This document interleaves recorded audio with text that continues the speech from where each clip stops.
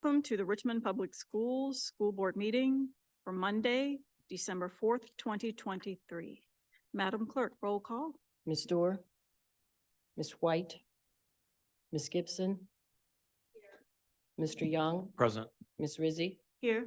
Dr. Harris Mohammed, Present. Ms. Burke, Here. Ms. Page, Present. Ms. Jones. Here. We have a quorum. Thank you. We are now at item 1.02, Translation Services Announcement. Good evening, everyone.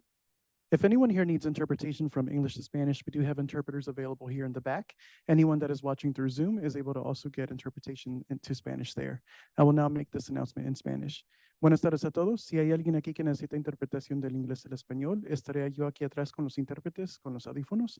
Y si están viendo a través de Zoom, también ahí tenemos interpretación en español. Thank you, everyone. Thank you. We are now at item 1.03, Pledge of Allegiance and Moment of Silence.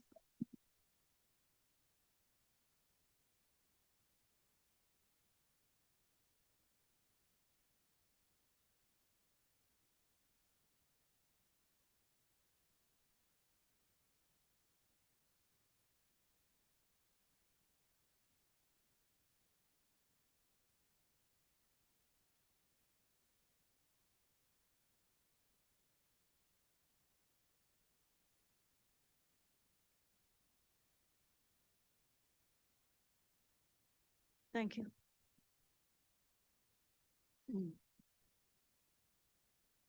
We are now at item 1.04, Adoption of the Agenda.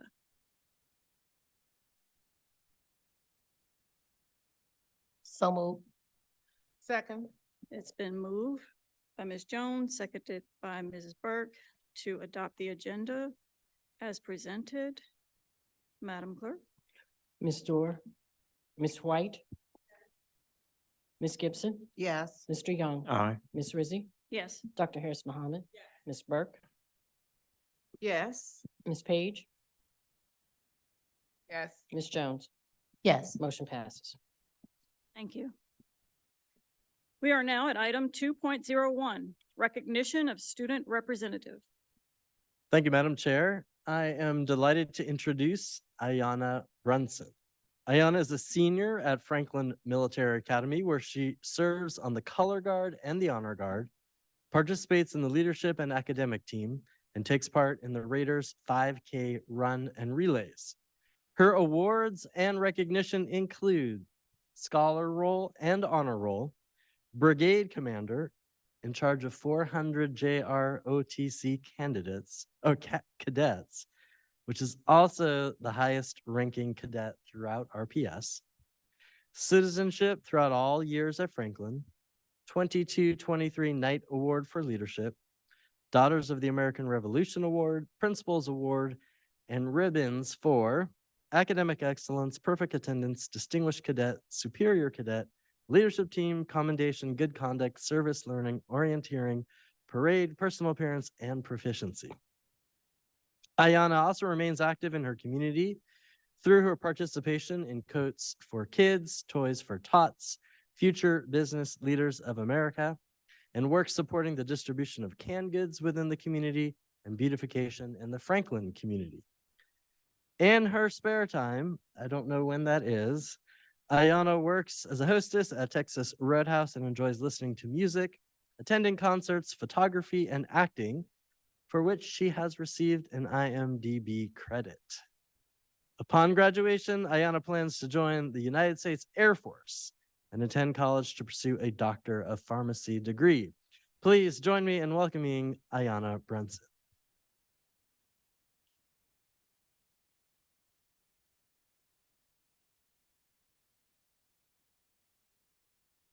Good evening, board members, superintendent cameras, and guests.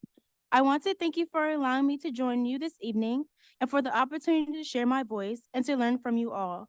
As your student representative tonight, I would like to share with you my experience as a former student in the Early College Academy program at Reynolds and offer suggestions on how to improve the experience for future students. I am a senior at Franklin Military Academy. I was excited to potentially graduate from RPS with an associate's degree. Not only would this have provided me with a 2-year jump start towards earning my college degree, but it will have substantially reduced the financial burden on my family, but unfortunately, it didn't happen. The ECA program is an amazing opportunity for students like myself wishing to get a head start on their college studies and seeking to relieve some of the costs associated with higher education, but I feel there are several factors that contributed to my inability to complete the program. The first was communication. As I look back now, there were certain details that I feel were not fully explained during the information session. For example, when representatives visited my school to introduce the program to us, it was stated that the Reynolds coursework and grading system has no impact on the RPS transcript. In fact, the 2 classes that I did not pass while enrolled at Reynolds are still on my high school transcript. During this time, I was told by several adults that they didn't think I was trying my best. I lost all of my leadership positions at Franklin and suffered extreme embarrassment as a result. It wasn't until after the first semester that I found out I was failing the 2 elective classes, which ultimately dropped my GPA below a 2.5 and caused me to be removed from the program. Having all the information regarding the withdrawal process would have been very beneficial in my case. Second, deadlines. One caveat about the program is that there is little to no leniency for assignments. If an assignment is due at midnight, but the clock has struck 12:01 a.m., you receive a 0. For example, I took psychology and submitted my paper a few minutes before midnight, but my internet was slow at the time and submitted the paper at 12:01 a.m. After communicating with my professor to explain the issue, I never received partial credit, I just received a 0. Third, the support system. ECA students carry a heavy load while also juggling classes at their home school, maintain jobs, and participate in school-sponsored extracurricular activities. To better improve the experience of students in the program, they need to know who they can go to and count on for support, both at RPS and at Reynolds. For example, I tried to discuss how I was feeling about my experience in the program, but was told that I needed to speak to someone else. I walked out of the office feeling defeated and alone. I was expecting her to offer advice, motivation, or at the very least, just listen, but that was not the case. I can say that my English professor, Miss Montgomery, provided me with one of the most positive experiences while in the program. Each week, there was always a team building activity for us to do before class started. This was a great way to engage with our classmates and to start the day. She also gave great instructions, was always there to offer students support with their work, and had great activities that correlated to the topic we were discussing. The Early College Academy is a great way to earn your associate's degree, but there is definitely room to better improve the student experience and ensure student access. My recommendations are as followed. Students accepted into the program are offered a choice of either enrolling in college courses while completing their high school diploma or receive a scholarship to take classes after high school graduation.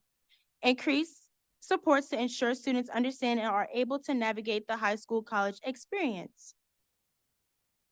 As you continue the strategic planning process, I would like to leave you with my dreams for RPS. One of them is safe and loving school cultures. I would like to see an increase in team building opportunities for students to build strong relationships and community. The other one is modern systems and infrastructure. Equitable funding to ensure all RPS students, regardless of where they live or attend school, have the opportunity to travel and participate in field trips outside of the city limits. Thank you for your time, consideration, and this opportunity. Thank you, Ayanna.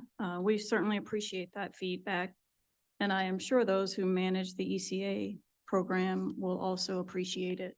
Thank you for your candor and honesty, You're welcome. and welcome.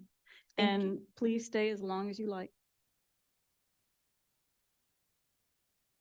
Please let the record reflect that Ms. Dorr has arrived, as well as Ms. White.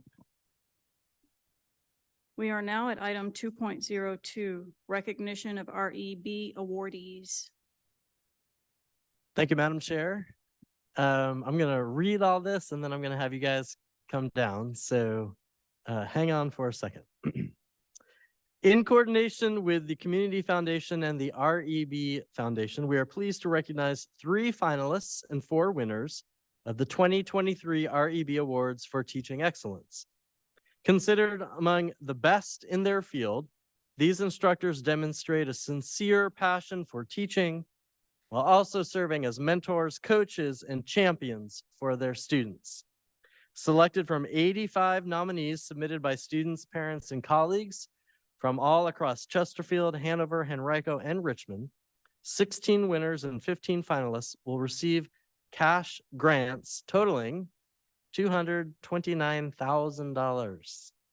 The REB finalists from Richmond are Nina Ford from Richmond Community High School, Carly Hartline from Chimborazo Elementary School, and Dramon Miller from Richmond Technical Center.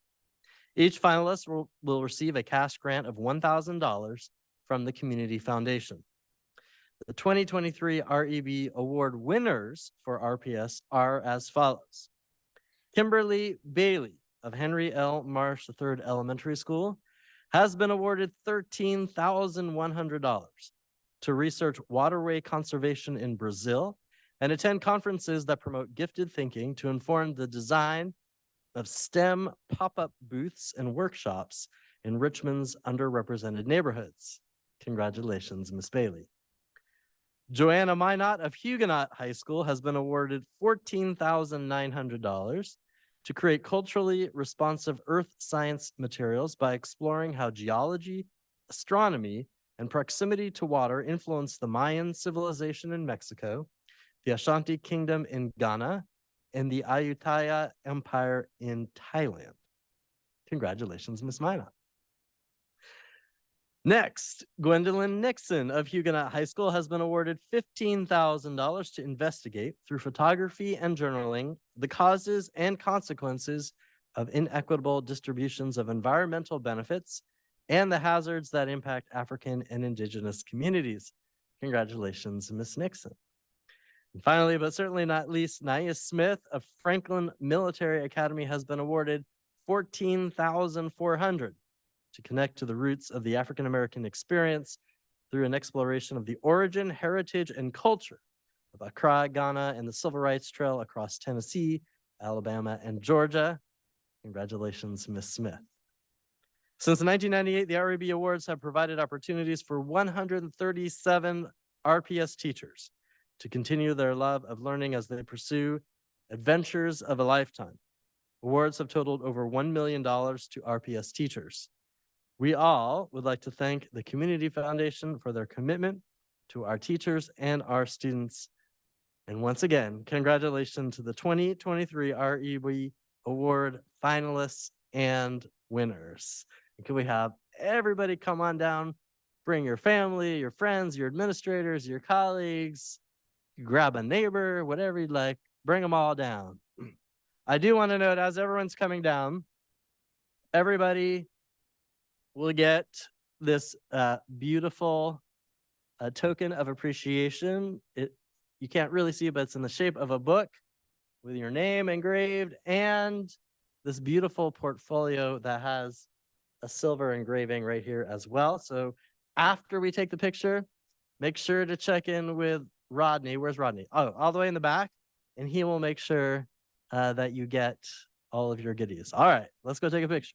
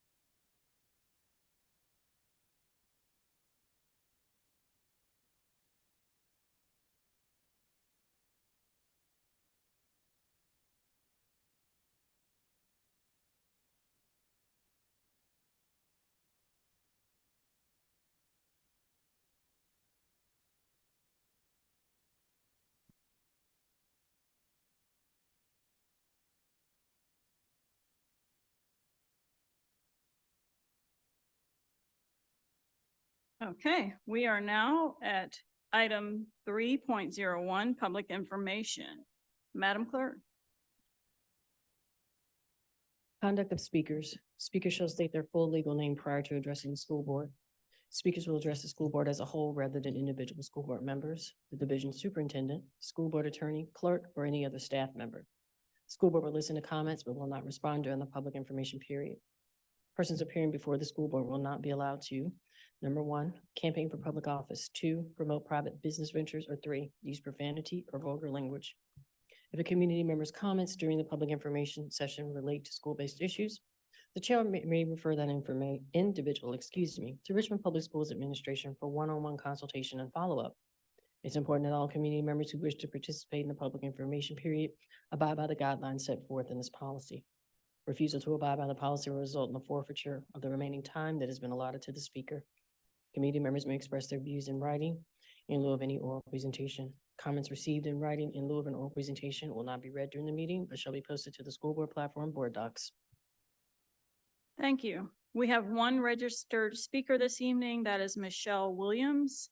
If anyone would like to speak after Ms. Williams, please approach the podium, sign your full name on the sheet, the clipboard that is on the podium, and we'll call you one at a time. Is Michelle Williams here? Okay.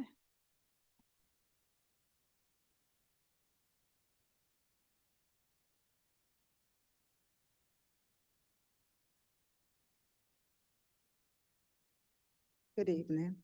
My name is Miss Michelle Williams. I'm a resident of Richmond City. I have a student that attends Bushaw Middle School.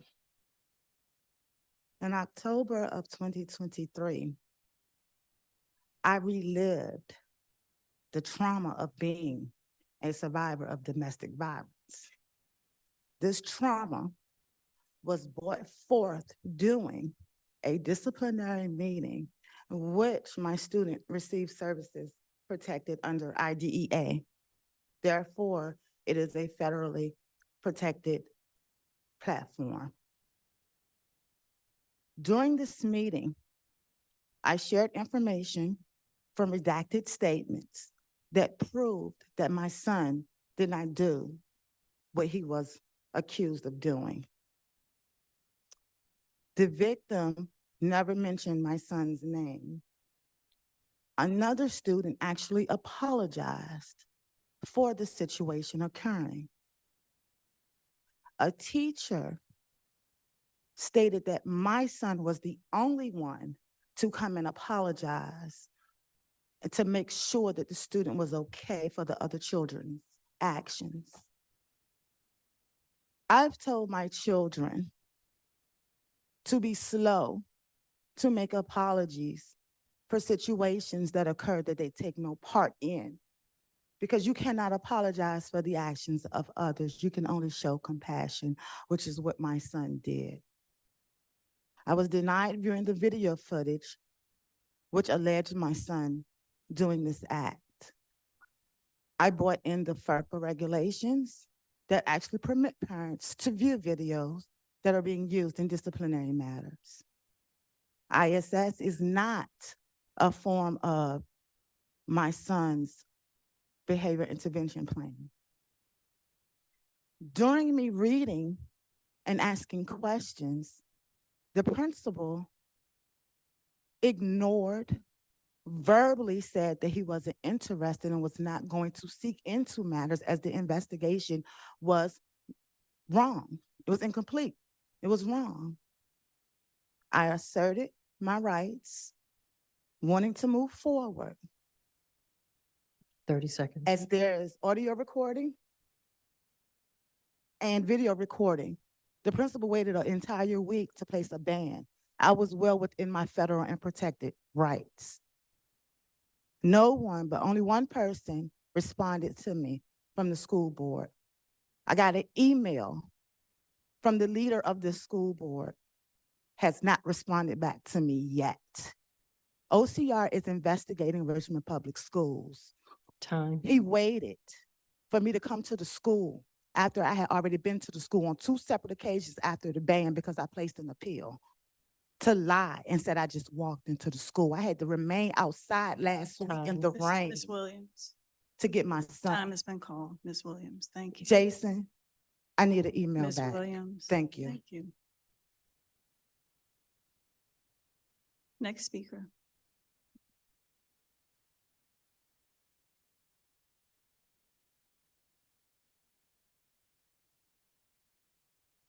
Good evening, Chairwoman Rizzi, Vice Chair Burke, school board members, Superintendent Camrus, and gathered RPS stakeholders. My name is Allison Elkubi, and I am the proud mother of 2 boys in RPS. My oldest is a 6th grader at Albert Hill Middle, and my youngest is a 4th grader at Lois Harrison Jones Elementary. I would like to speak to you today about 2 topics: the current Dreams for RPS strategic planning process and community circles. I have tried to condense my remarks to speak within the allotted 3 minutes, but I'm pretty sure I'll be emailing you the full remarks later. Too often, public comment is only used to criticize and question, and not often enough to applaud your efforts. And my purpose for speaking today is to show my appreciation for 2 of the board and administration's efforts, and to hopefully amplify their impact where I can. First, Dreams for RPS. A couple of weeks ago, I participated in the 5th District Community Meeting to dream big alongside the other RPS caregivers, district, and school-based staff and community members. I was very impressed with the format of the meetings, which included opportunities to share at our table groups and to brainstorm individually and collectively around the 5 priority areas. I also appreciated the transparency around the current status and progress made for each of the 10 stated goals from the previous Dreams for RPS strategic plan.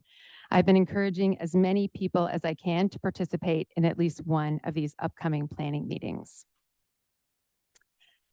My second purpose for coming to speak to you was sparked by a comment from an RPS staff member at the Dreams for RPS meeting, who admitted she had never participated in a community circle. She had heard about them, but was not familiar with the practice. So I just wanted to share a little about how RPS influenced my introduction to and now strong support for community circles. Community circles are a powerful practice that is rooted in Indigenous cultures and designed to build stronger connections between participants with the sharing and listening of stories and experiences. The structure of community circles, as implemented here in RPS, or at least it was until 6 months ago, is pretty simple. Shared agreements, mindful moment, which usually involves a breathing exercise, open-ended prompt, and a closing mantra. Ideally, the participants are seated or standing in a circle so that everyone can see each other's faces. There should be a talking piece which travels around the circle. Participation to share is voluntary. It's always fine to pass. I'm sure you have all read the recent Washington Post article 30 around seconds. gun violence, facing RPS and our district's proactive efforts to be trauma-informed, both in our regular routines and when responding to crisis situations. The thing is, you can't start doing community circles for the first time on Monday morning following a shooting on Friday afternoon.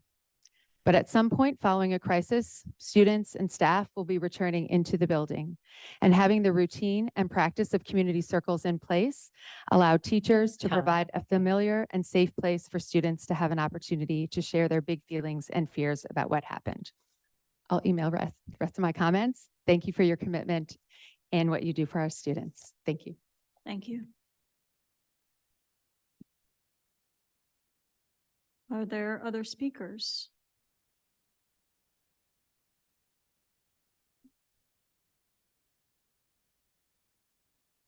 Hello, everyone. My name is Emily Kavanaugh. I am a citizen of Richmond in the 3rd District, and this is Robert's Rules of Order, the 12th edition. Chapter 4, Section 15, the stating of the question by the chair. When a motion that is in order has been made and seconded, the chair formally places it before the assembly by stating the question. That is, she states the exact motion and indicates that it is open to debate, and certain other parliamentary processes to be explained in the manner indicated below as appropriate to the case. The basic form used by the chair in stating the question on an ordinary motion is, it is moved and seconded etc. The chair then normally turns toward the maker of the motion to see if he wishes to be assigned the floor. If the maker does not claim the floor, and after a pause, no one else does, the chair may ask, "Are you ready for the question?" Or less formally, "Is there any debate?" For example, it is moved and seconded that the society allocate $50 for XYZ, or that $50 be allocated. Or it is moved and seconded to allocate $50 for. The chair recognizes Mr. A. In the case of a resolution, the chair may state the question by saying it is moved and seconded to adopt the following resolution. If the chair, in stating the question on a written resolution or motion, wishes the secretary to read it, he may state the question as follows. It is moved and seconded to adopt the resolution with which the secretary shall now read. The secretary reads the resolution, after which the chair continues. The question is on the adoption of the resolution just read. If a resolution was not read by the mover, but was read by the chair or the secretary before being seconded, the chair may state the question. It is moved and seconded to adopt the resolution just read. In principle, the chair must state the question on a motion immediately after it has been made and seconded, unless she is obliged to rule that the motion is not in order, or unless, in her opinion, the wording is not clear. Rules and explanations relating to the conditions under which various motions are not in order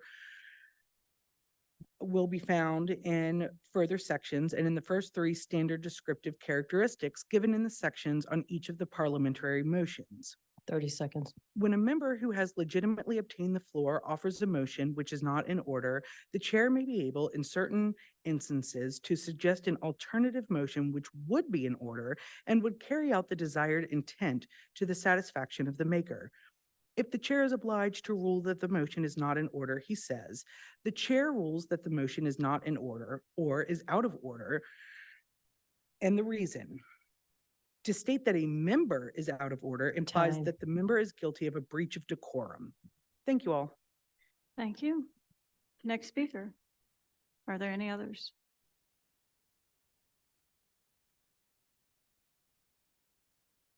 Okay, well, this concludes our public information session. Thank you.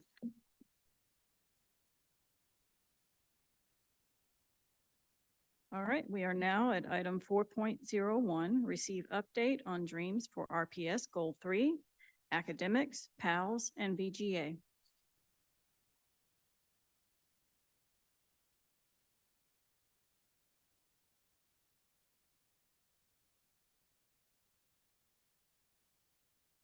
Good evening, Board Chair Rizzi, Vice Chair Burke, school board members, and Superintendent Cameras.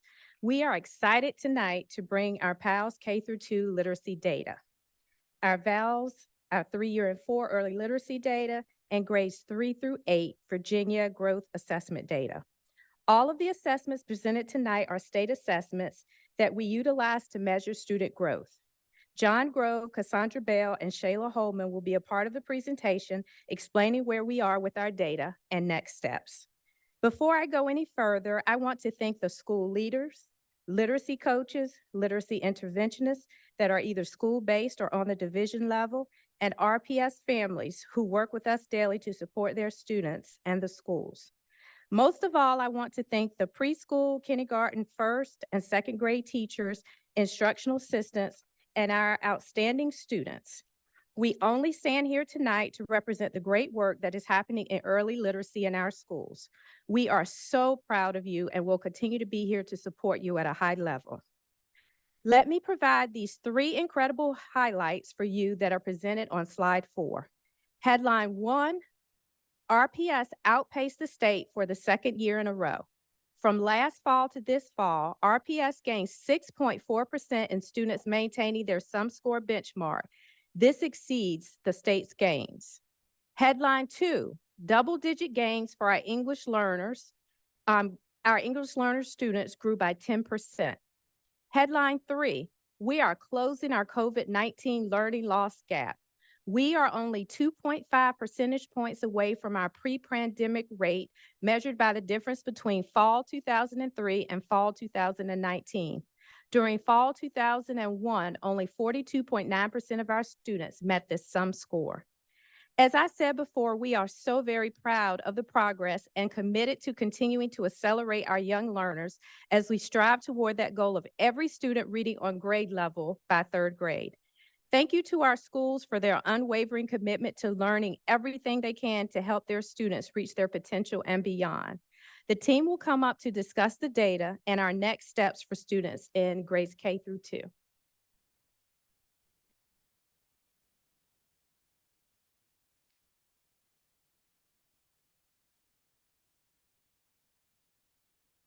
Good evening, school board members. My name is John Grove, Manager of Data, and I'm excited to share with you the rest of our PALS data for grades K through 2.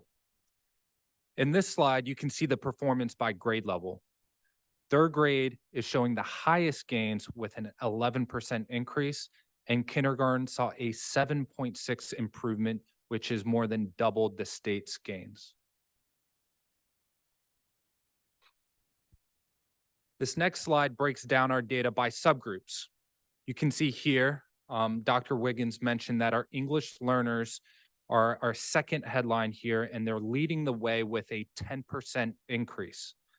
However, I do want to note that every single other subgroup here is seeing substantial growth and gains in this area as well.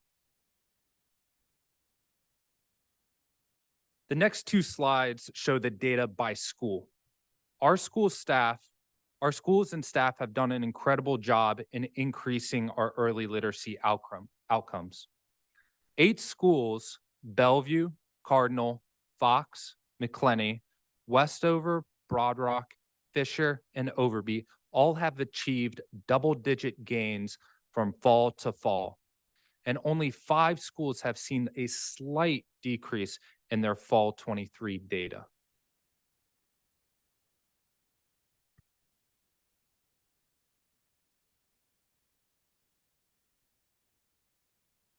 Good evening, Board Chair Rizzi, Vice Chair Burke, school board members, and Superintendent Cameras. My name is Cassandra Bell. I serve as the Director of Curriculum and Instruction.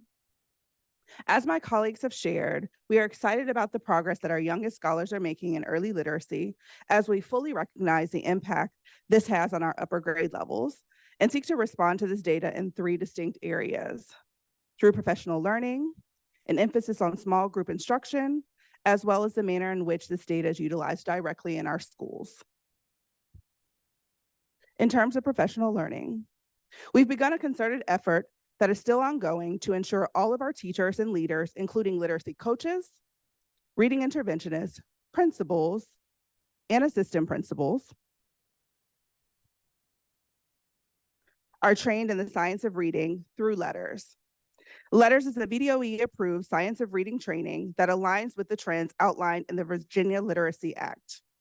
We completed our 3rd annual Literacy Institute in early August of this year and are preparing for our 4th annual institute this summer, focused on building teacher and leader knowledge of the science of reading strategies.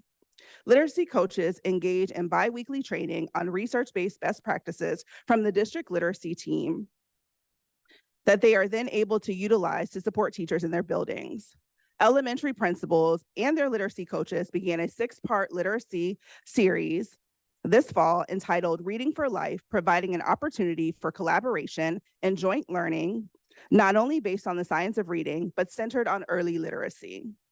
Principals and assistant principals are also receiving monthly training in early literacy during their cluster meetings developed in collaboration between the district literacy team and our dynamic elementary principal directors, Jones and Quarles. In terms of small group instruction, intentional structures have been developed to provide time for small group instruction within each literacy block daily. During small group instruction, teachers are able to provide students with differentiated support to close instructional gaps. Professional learning has been provided to principals and literacy coaches to support teachers in implementing effective small group instruction. We have also developed look-fors, accessible and kick-up for teachers, coaches, and administration to support the literacy block. Literacy coaches are also equipped to support teachers through coaching cycles to determine the practices that will support students most effectively and efficiently. In terms of data, teachers use data to inform future instruction, develop small groups, and determine when to review, remediate, or reteach. Administrators also use data to determine their school focus areas for improvement in early literacy. Thank you. Now we are excited to present our preschool VALS data for early literacy. We are also seeing the gains here and look forward under Principal Holman's guidance, adding additional systems and processes to see greater gains in the future.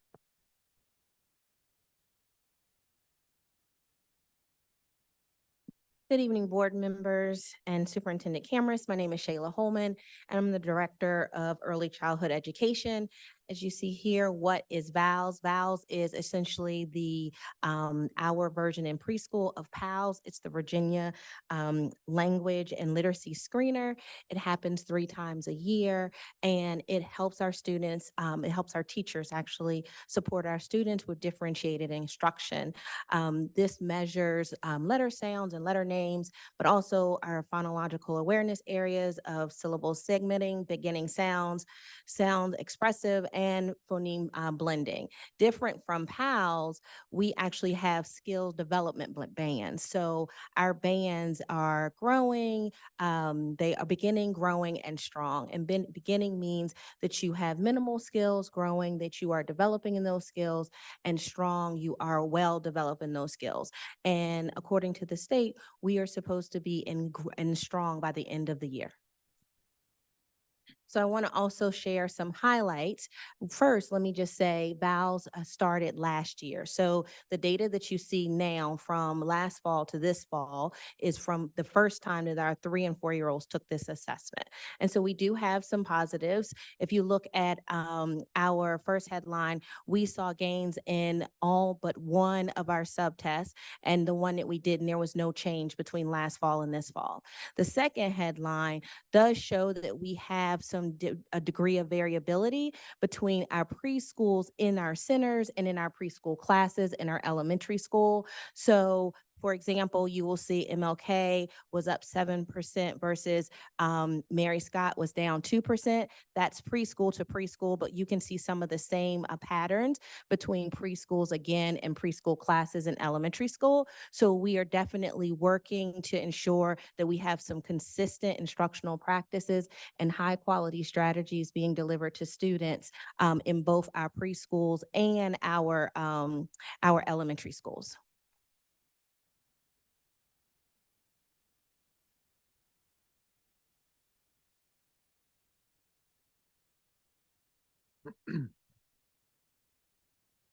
For a deeper dive into our pre-K early literacy data, we're going to start with our VALS fall to spring data last year.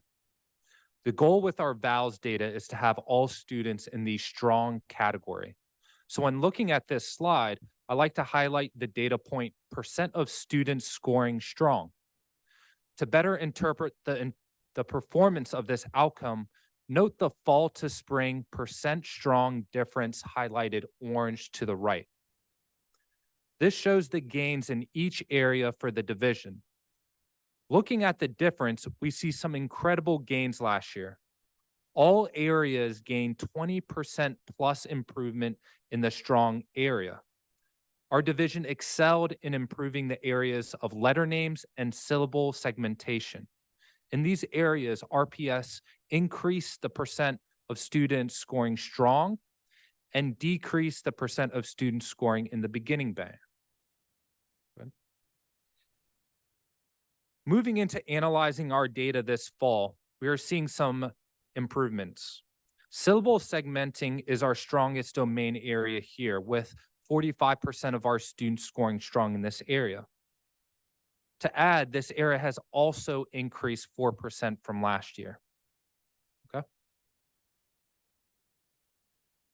And then the next 4 slides here breaks down our VALS data by school. This includes pre-K classes in our elementary schools and our preschools like Mary Scott, Summerhill, and Maymont. Our pre-K classes are the first 5 lines on this chart with elementary ES to the right of the name. This This slide shows our data for beginning sounds matching. For our preschool, Mary Scott stands out with a 6% difference in the percent of students scoring strong. For our elementary pre-K classes, JB Fisher has shown some incredible gains in both percent of students in strong and the reduction of students scoring in the beginning band. For letter names, Maymont is leading the way for preschools with an 11% increase in students scoring strong. And then for our pre-K elementary classes, we see that Overby has the highest percent increase. For letter sounds, MLK preschool increased the percent of students scoring strong by 2% and also decreased the percent of students scoring in the beginning phase by 4%. And lastly, for syllable segmenting, Summerhill has seen the most improvements in this area with a 7% increase in students scoring strong. And for our elementary pre-K classes, Miles Jones, Oak Grove are seeing incredible improvements from last year, where Miles Jones increased it by 49% and Oak Grove by 20%.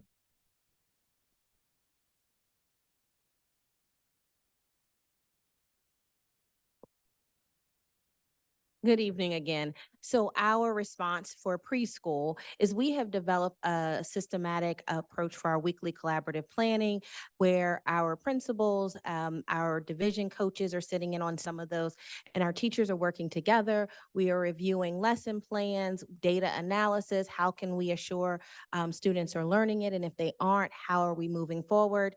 We are reviewing work samples, and some of our schools are actually starting to do some modeling as far as small lessons. We also are focused on our small group instruction.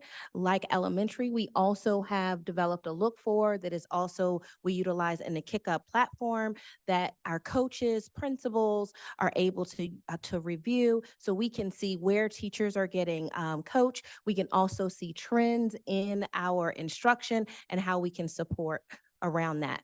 We also have individual coaching cycles that we are utilizing so teachers are able to get support, and this is delivered by our division team. We also are looking at our instructional data. Schools are now we are developing data systems. If you come visit preschool, we definitely invite you. You will see some data walls going up for our 3 and 4-year-olds around this data. You will also see that we are regrouping students utilizing this data. We have, our focus on small group instruction. And so that should mimic the data we have as far as the students that are being pulled, how often they're being pulled, and what we're doing with them. We have established just data overall and utilizing data with our principals. That happens in principal meetings. So principals are utilizing the data so they're able to go back and support teachers. And then also we have class, which is also a state mandated assessment. And part of that involves our SEL piece. And so we also, in addition to professional development around small group, which happens once a month for our teachers, that is also delivered by our division team. We also work with our behavior team, and we deliver behavior and SEL professional development. So in preschool, there are 2 professional development sessions every single month, one around small group data analysis and the instruments that we've used to support that. The other is around our SEL.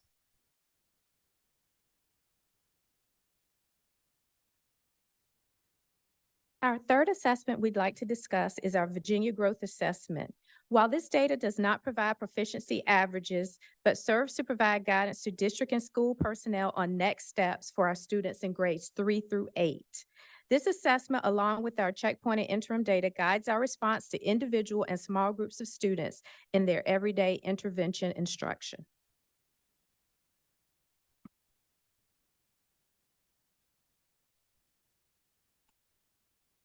Good evening again. The Fall Virginia Growth Assessment, or VGA, focuses primarily on content from last school year. So for example, if a scholar is currently in 6th grade reading, their fall VGA assessment was based on 5th grade reading content. The only exception is at 3rd grade. As you know, our scholars do not take an SOL in 2nd grade. So the 3rd grade fall VGA is based on 3rd grade content. So how do we use this? The state has not released cut scores at this point for VGAs to calculate proficiency. So it's really challenging for us to compare the VGAs to SOLs.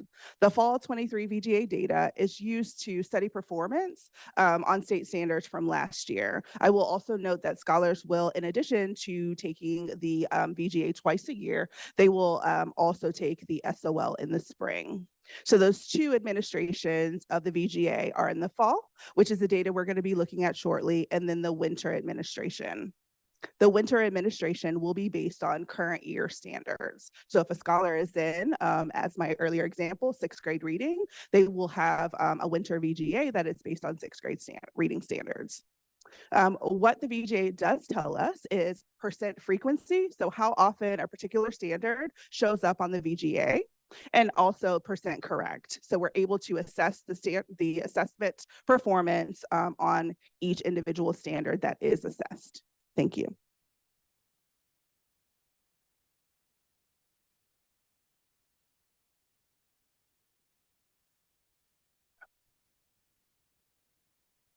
VGA data assesses standards and skills taught last year.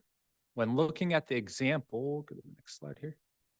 When looking at the example here, we see that our students got 28.9% correct of the most frequent standard, which is solving problems involving addition, subtractions of proper fractions with like denominators.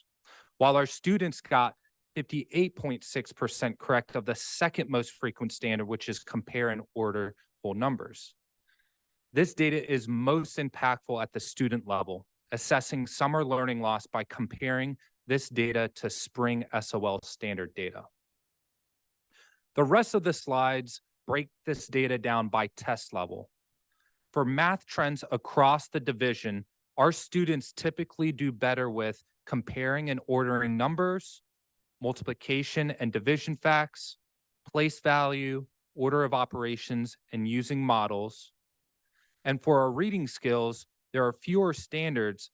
However, our students typically do better with drawing conclusions and inferences, understanding of conflict and resolution, using clues and meaning structures to determine the meanings of words, and finally, making predictions.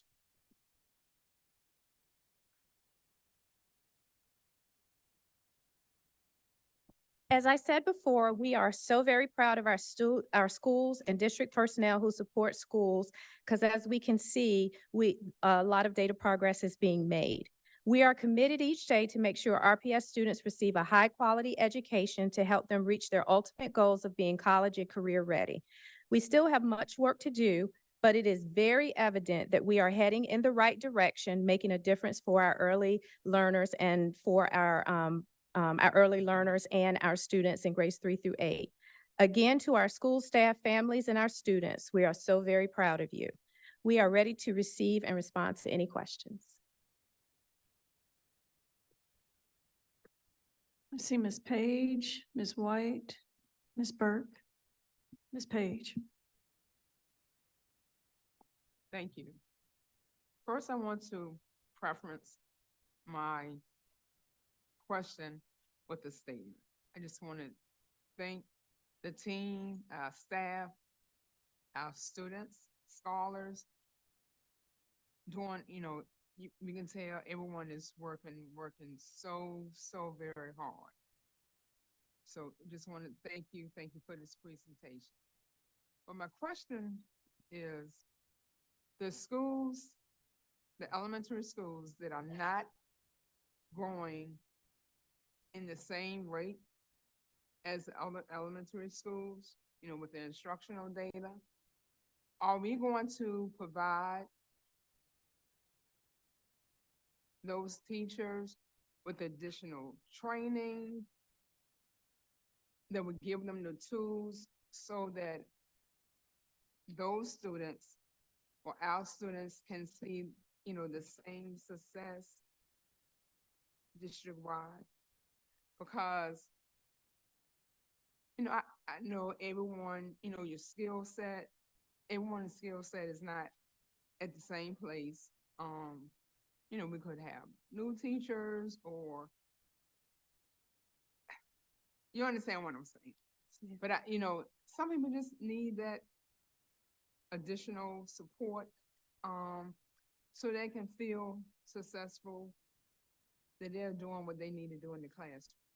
So, getting back to my question, are we going to provide the teachers that need that additional support, where we are seeing the instructional data not moving the same rate as other elementary schools? Yes, ma'am, that's exactly what we do. So we spend time on a district level, looking at the data and deciding how we measure our support out to schools.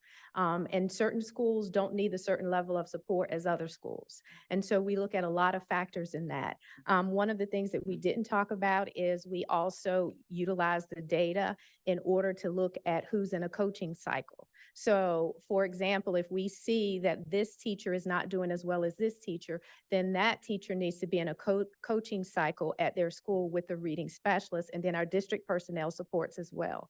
So we can monitor that as well as monitoring the data for our students. And we look to see that growth. And if we don't, then we provide more support. So we also provide different support to different schools and training.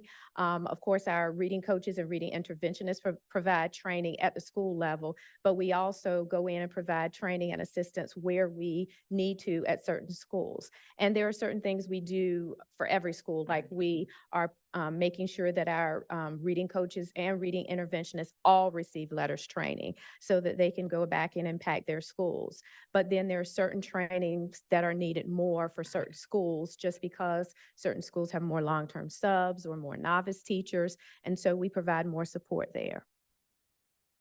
Follow up, Madam Chair. So, Dr. Wiggins.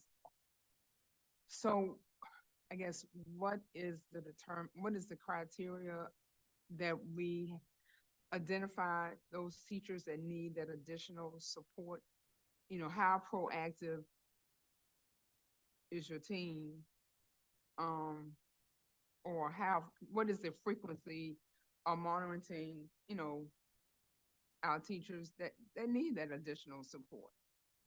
Every day, every week, we are looking at data. In fact, this Thursday, the team is coming together to look at data and look at our interim data, decide what are our next steps, so that when we come back in January, we are set with a plan and ready to go. We are constantly looking at data. And the principal directors also ensure that schools are looking at data as well, to look at the students who need what support, the teachers and what support they need. And we even provide support to coaches as well. And of course, the principal directors provide support to the school administrators. So we look all the way down to the student level. And our all-in tutoring is another level that is helping as well. So we're excited about everything that is happening, and please be aware that we know which schools need the most support, and we are making sure that we provide them the support they need, because we want to make sure all of our students grow. And that takes more support in some schools than others. So looking at data, like, I know we don't call it charting the course, but being intentional, such as charting the course. Absolutely. We are looking at every data point. That's why we have the wonderful John Grove and his team behind us, and they provide the data in a way that we see it. We also, at leadership meeting every week, we look at data and make sure that we know, as the cabinet, exactly what is happening in schools, and we're supporting as well. We are not just, a lot of people say this terminology, data-driven. We are very much data-driven on all levels, because if we don't know where we are, we don't know where to go. And so we are doing that on a constant basis. And so tonight we talked about some of the assessments that are given 3 times a year, but there's progress monitoring happening that we look at those assessments on a regular basis. So we make sure that our interventions are working. So we want to make sure the right students are in the right interventions. We want to make sure that students who need intervention are in the intervention. We monitor that on a regular basis. And then all the funds the state is providing for all-in tutoring is going to help even more, with us being able to provide more people in the building in order to help our students. So we're excited about that as well. Madam Chair, we expected to get another report, Superintendent, based on this information? Yes, when the next round of data is available, we will of course bring that back to the board. Do we Ms. have White? A timeline? I think it would be probably early February is when that next round would be available. Thank you. All right, Ms. White? Thank you, Madam Chair, and thank you, Dr. Wiggins and your team for your presentation. I do have a couple of questions. Looking at page 5, your data, I'm not so much as data driven, but I do look at data. I'm more so interested in, are the children on grade level? Are they reading on grade level? I hear you saying assessments. Yes, they may have the assessments, but who's listening to their reading? Our children at RPS, they need strong reading and writing skills. And that's what I am waiting for you to, just waiting to hear that. But looking at page 5 on the data that Mr. Grove was talking about, I'm seeing that grade K has a plus for 7.6%, but grade 1, I think it was a crease 0.9. Those are the same children that came from pre-K and went to grade 1. Is that correct? Some of our students, yes, go to pre-K. And I'm looking at also different schools. How does this compare with the data that you gave us as far as schools that were accredited? And then we're looking at the actual percentage, the difference in the reading, the different skills. How does that relate?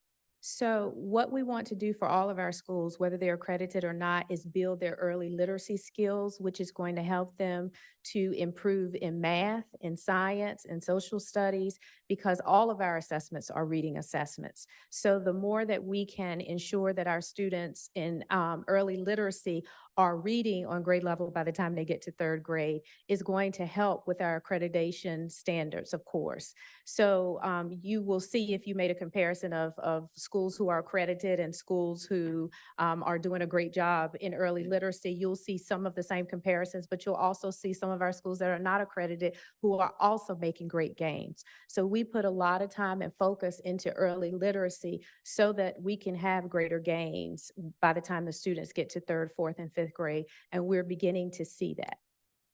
And my question is, what happened to Barack Obama? They have a great reading program. So I'm seeing that they're falling. So something there has, I don't know, trickled down, but I know they have a great reading program. And my other question, looking at the syllable segmentation, and as we know, that's a part of reading, because you got to know how to identify how many syllables is in a word. And I'm seeing that RPS is pretty much lacking in a lot of that on page 18. So how does that fit in with your percentage, as that's the highest percentage, 4% on page 12, and 18 is looking like we're having some issues there, some challenges. Yes, so we're talking about 2 different assessments. This is the early literacy assessment that is for K through 2. You are looking at the VALS assessment for preschool. And so syllable segmentation is a skill that we have to ensure that our students are leaving 3rd, as their 3-year-olds going to 4 and 4-year-olds going to kindergarten, are ready with those skills, because the stronger we can have our preschool students, if they know their alphabets and they know their sounds and they are able to do some syllable segmentation, then by the time they get to kindergarten, they are going to really be ready to push forward. So we know that we have some data to respond to in preschool, and those things are areas that we're working on that Director Holman talked about. And so how do you coordinate this with the parents? when they're getting ready to take PALs, tests, and the new vowels? How do you coordinate what is needed so that the parents can help their children at home? So one of the things that we're working on is starting to make sure we give individualized homework so that it's not that everybody's getting the same thing. So having those conferences with parents and talking about your child, your student needs to work on these things. That's how we need to increase even more so our communication with parents so that they know some of the things their children need to work on so they can work on those things at home as well, because it has to be a partnership between home and school. And so that is where one area that we're looking to increase our engagement with our preschool parents so that they are well aware where their students are and what areas they can support us in at home. And I just got one more request. I think you said that the next one that you'll give us will be in the fall, I believe Mr. Cameron say. Is there, when you're putting the slide together, can you actually give us the percentage of our students, how proficient they are in reading on grade level? Data is good, but I would like to know how strong are our children reading and writing? How strong are our fifth graders who can write a paragraph without assistance? These are the things that I'm concerned about in literacy. Not a lot of data, but actual facts. Thank you. Yes. Ms. Burke? Thank you, Madam Chair. Thank you, Dr. Wiggins and team. I so very much appreciate what's been presented. I'm really pleased to see the preschool data as well. You know, I always ask for that. Where is the preschool data? Where is the preschool data? And I must say this past week, I'm trying to visit all my schools before winter breaks again. And I was very pleased in one of the elementary schools that I was in, the kindergarten students were reading due to a pilot program or whatever is in place, but it wasn't practice. I was very, very, very pleased seeing that. And as I look at the data here, I know that's with the preschool piece. From my concern is what happens looking at this data between preschool, the data's in place, looking good, kindergarten, first grade, then things kind of dip, correct? First grade, we did not see as much growth, yes. Yeah, so what my question is, number one, are we following those students that were in preschool that received this instruction? Because many of our children don't have the follow-up at home. Many of them do, due to parents' work schedule, other children, things are happening. So either older siblings are helping them, whereas some children go to after-school programs and get the support. So my question is, have we looked at we know what the data is, but what something is happening. Something is happening after that first grade level, and we see it second, third, fourth, fifth, all the way through grade 8 and beyond. So I'm asking you, what is you have all this great data, things are looking great. I also like the statement in terms, and I agree, it depends upon when things are taught. Because if it's fresh on your mind, you're going to remember it. But if you have to recall from 6 months ago or 3 hours ago, it may not be the flow may not be there as it would previously. So my first question is, are we following the pre-K students through K 1, 2, 3? Because we should be able to see a difference. And my second question is, what curriculum is preschool, that program? Are they using the same program, Head Start and VPI, or two different programs? And if so, what is the program? Our preschool students, where whatever location they're in or whatever program, all utilize creative curriculum. That's right. Yes. So, and the other, the dip we saw, and one of the things that we know that happens from fall to fall with our students is in kindergarten, they have different areas that are tested than in first grade. And so one of the things that we've talked about is that we've got to make sure that our students in kindergarten are meeting those metrics, the readiness skills for kindergarten, but we're pushing them forward so they're ready for some of those skills that are in first grade, because they're meeting the metrics at the end of the year in rhyming, concept of word, blending, some of the things that you remember from PALS. But then in first grade, they go into spelling and they go into some of the other areas that are different from the areas they looked at in kindergarten. So what we've talked about is looking at where our students are mid-year and making sure that they are ready to go into CVC words and more blending and some of those pieces early on. So when they get to first grade, they're more ready for what is going to happen, because PALS is a readiness skill. It doesn't, of course, measure proficiency as a reader. It just measures these are the skills that students need in order to become proficient readers later on. So this is an indicator. And so those are some of the areas that we're looking at. What more do we need to do in kindergarten and in first grade so we don't see that dip and we see more growth? Bingo. You just stated it in terms of the PALS data. So it's not teaching the fluency of reading. It's just the skills of really what a 3-year-old can do that's been exposed with the pronouncing the words, the sounds, the rhyming, the rhythm. But at the end of the day, it seems like, this doesn't seem like it is in place, that that's where we are falling. So what is in place to other teachers? I know they're reading to our students. Something is missing. I don't know what it is, but something is missing. And also the racial piece.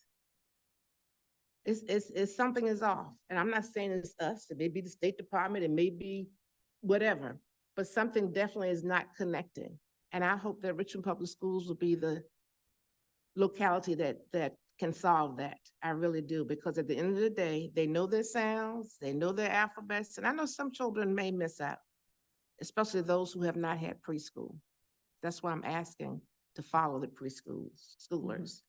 But number 2, in the reading piece, what is in place to make sure our children aren't just reading? I was surprised when John spoke, he stated that making inferences and something else, making predictions.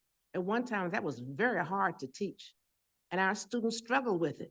So what's going on now that they can do that, but then they are not as equipped on the other areas? So maybe it's fractured, maybe it's broken up in pieces and not together as one. I don't know. I look to your expertise for that. Well, where we are putting a lot of our focus is in the science of reading. So we are making sure that our principals, our assistant principals, our teachers, our coaches, our interventionists are all getting that foundational training about the science of reading so that they have the skill set to build the phonological awareness of our students so that they can decode and start to comprehend, much as we talked about a few board meetings ago when we talked about Scarborough's rope and all of those pieces that we need to make sure our students have so that they then can start the comprehension. Because as we know, if students have trouble decoding, they of course have trouble also with the writing and with the comprehension. So those are the pieces we're continuing to read, looking at how much students are reading every day, making sure we are increasing that so we can make sure students have more practice with the reading. We work very hard in schools to really identify what is our culture of reading. How do we encourage students to read and make sure that they are building the skills that we need to? And so, yes, we're not where we want to be, but we are definitely making very intentional and strategic moves in order to do that by looking at each and every child and each and every school. So, and our teachers and where they need support as well. One last question, Madam Chair, please. I should say 2. So are they checking their library books out to take home? That's number 1. And number 2 is, what else are they taking home to read since they're not taking home Chromebooks? So do they have readers or library media specialist books or whatever they're called? Are they checking them out? Yes, so we do also monitor that as well. So we Please. monitor usage reports, and so we can tell you school by school how we are checking out. We try our best to monitor everything. So we also take a look at that, and that's one of the things that we're looking at to see what we need to do to encourage in some schools to read, that they're taking home books more. We also have books for students to take home and practice reading as well. We have decodables for our young readers, and we have chapter books and more advanced reading for some of our older readers. So they do have an opportunity to take books home as well. Okay, I have a few and then I'll go to Ms. Gibson. So thank you all for this presentation.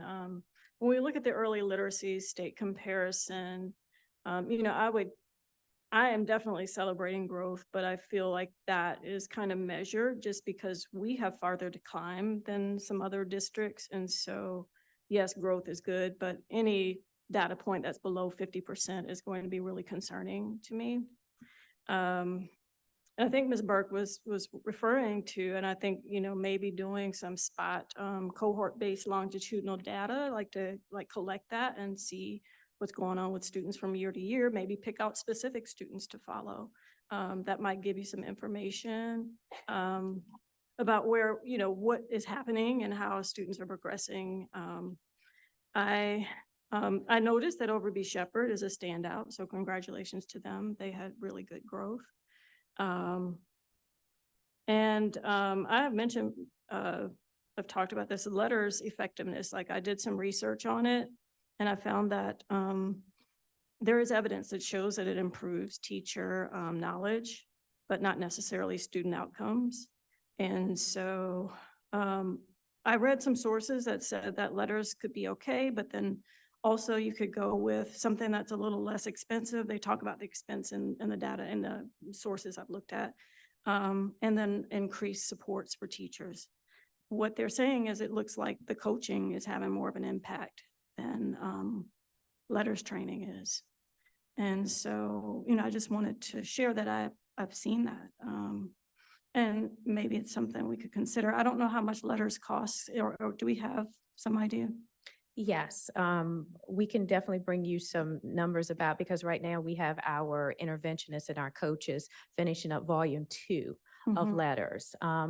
What letters does, if just a teacher receiving letters training and you do nothing else with it, it's not as effective. Right. That is where we use a combination of the training along with the coaches for implementation. Right. Because letters is not like a program, it's more of giving them the philosophy. I think one of the most important statements I heard from an interventionist is when she said to me last school year is that after I was taking letters training, I had the aha moments of why I am doing what I am doing with students.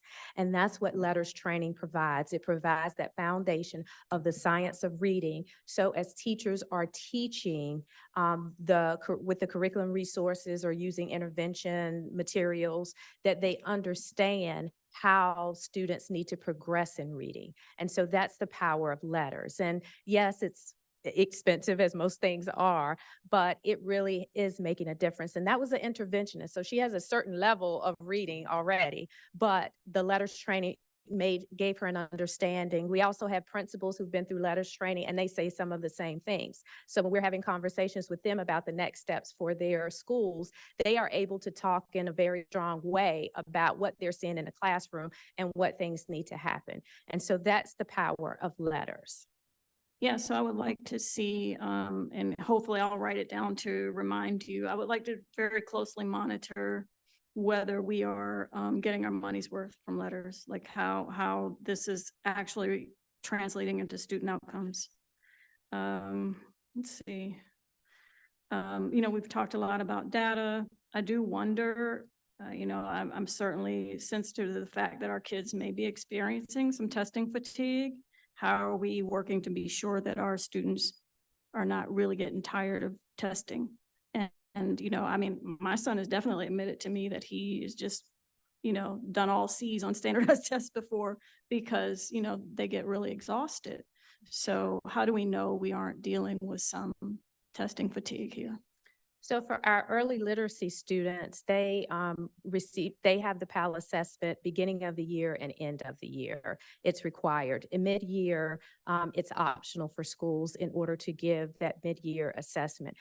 But what we do is progress monitor along the way. Our K-2 students don't get a lot of the bubbling and the Cs and those types of things. If you see a teacher administer letters, the assessment for PALs, it's more them working with individual small groups of students. The 3 through 8 data, that is definitely more multiple choice based, and it's required 3 times a year for our students, with the VGA twice a year and then the SOLs at the end. So we try to make sure that we are looking at that and becoming aware of where our students are and what we need to give them and what is the right amount, because we want to have data to show us what they need, but we don't want to give them too much. So we look at what assessments we have in between that to make sure that they are guiding post and that students are not over assessing. But for our K-2 students, they don't get a lot of multiple choice type assessments. Yeah, I mean, I just hope that people are talking to our students about why this is necessary and why it's important that they do their best on these assessments. Yes. Let's see, I think I have one. Let's see. Pacing, could you talk a little bit about how you're pacing with Eureka and ELA? You know, I remember there were some comments, issues with teachers saying that they didn't necessarily align, but how now does pacing work to make sure that students are ready for these assessments? So we and the Curriculum and Instruction Department has done a lot of work on pacing and making sure that what we're doing with our curriculum materials matches our SOL assessments and students are receiving practice there. So the alignment work has been done. And we can see that every day. I don't know if Cassandra wants to add a little bit more about the work that we do with alignment, but we do that with our assessments, we do that with our curriculum, and she can talk a little bit more about how that looks day to day.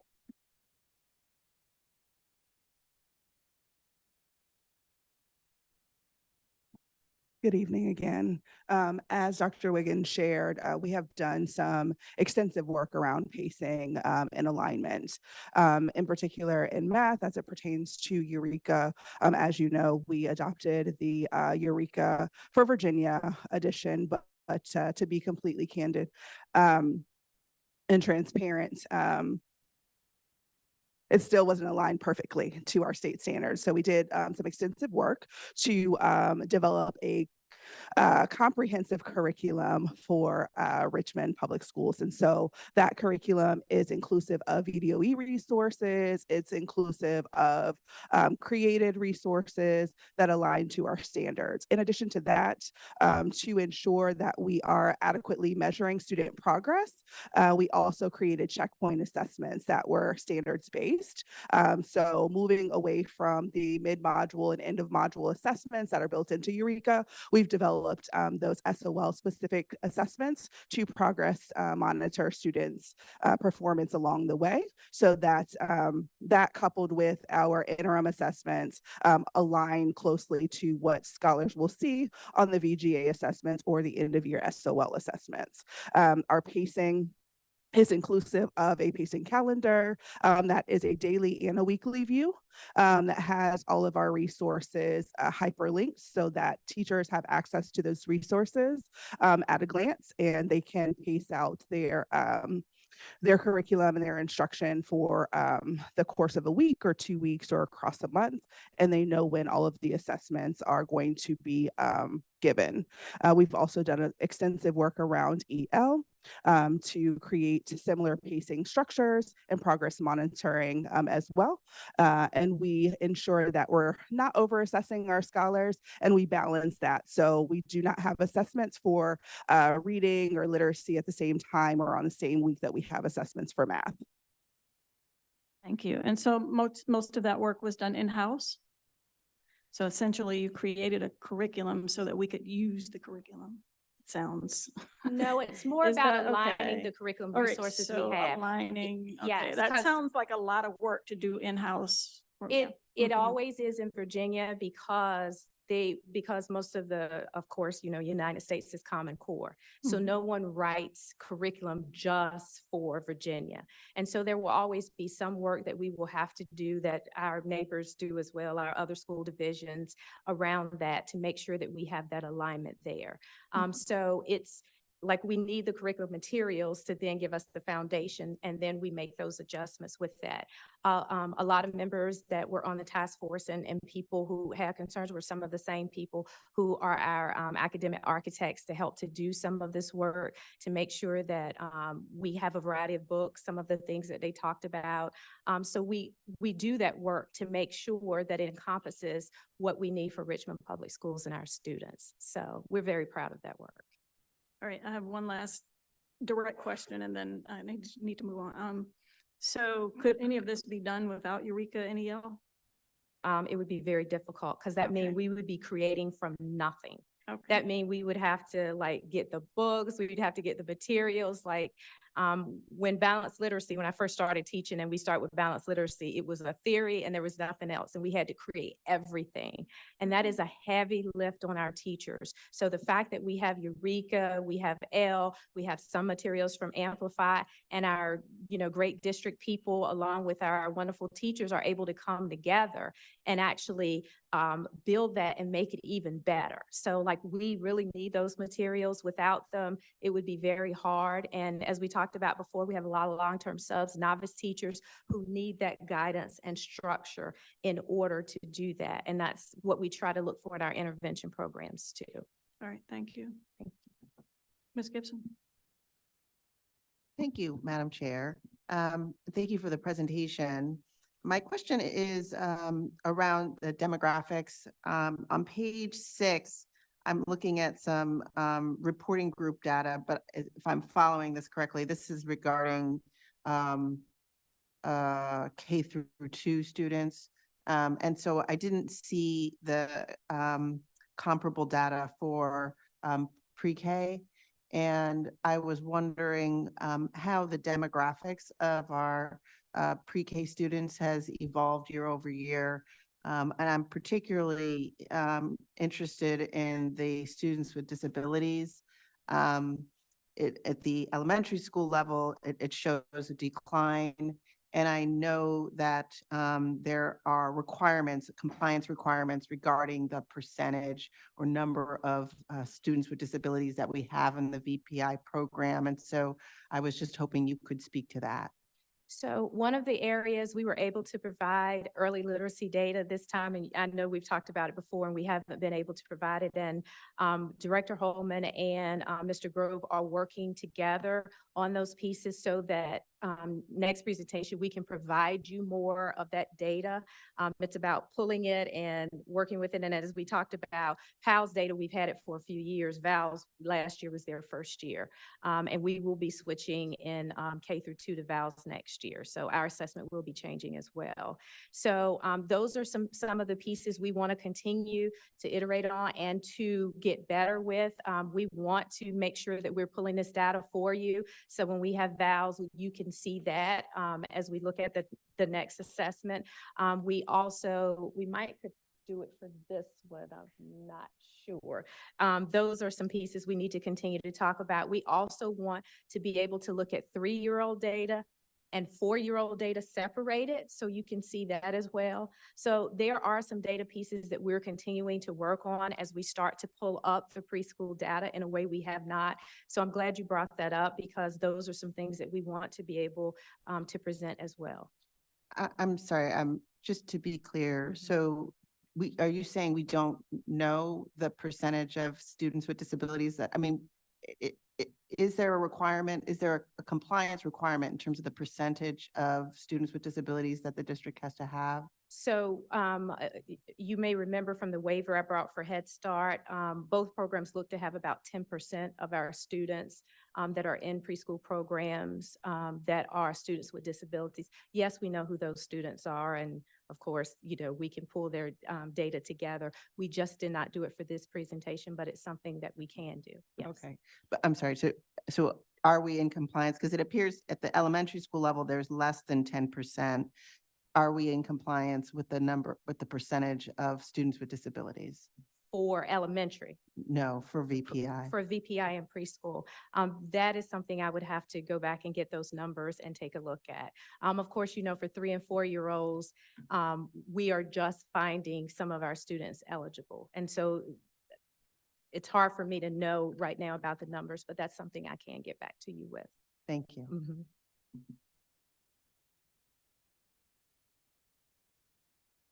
Okay, it looks like there aren't any other questions, so thank you very much.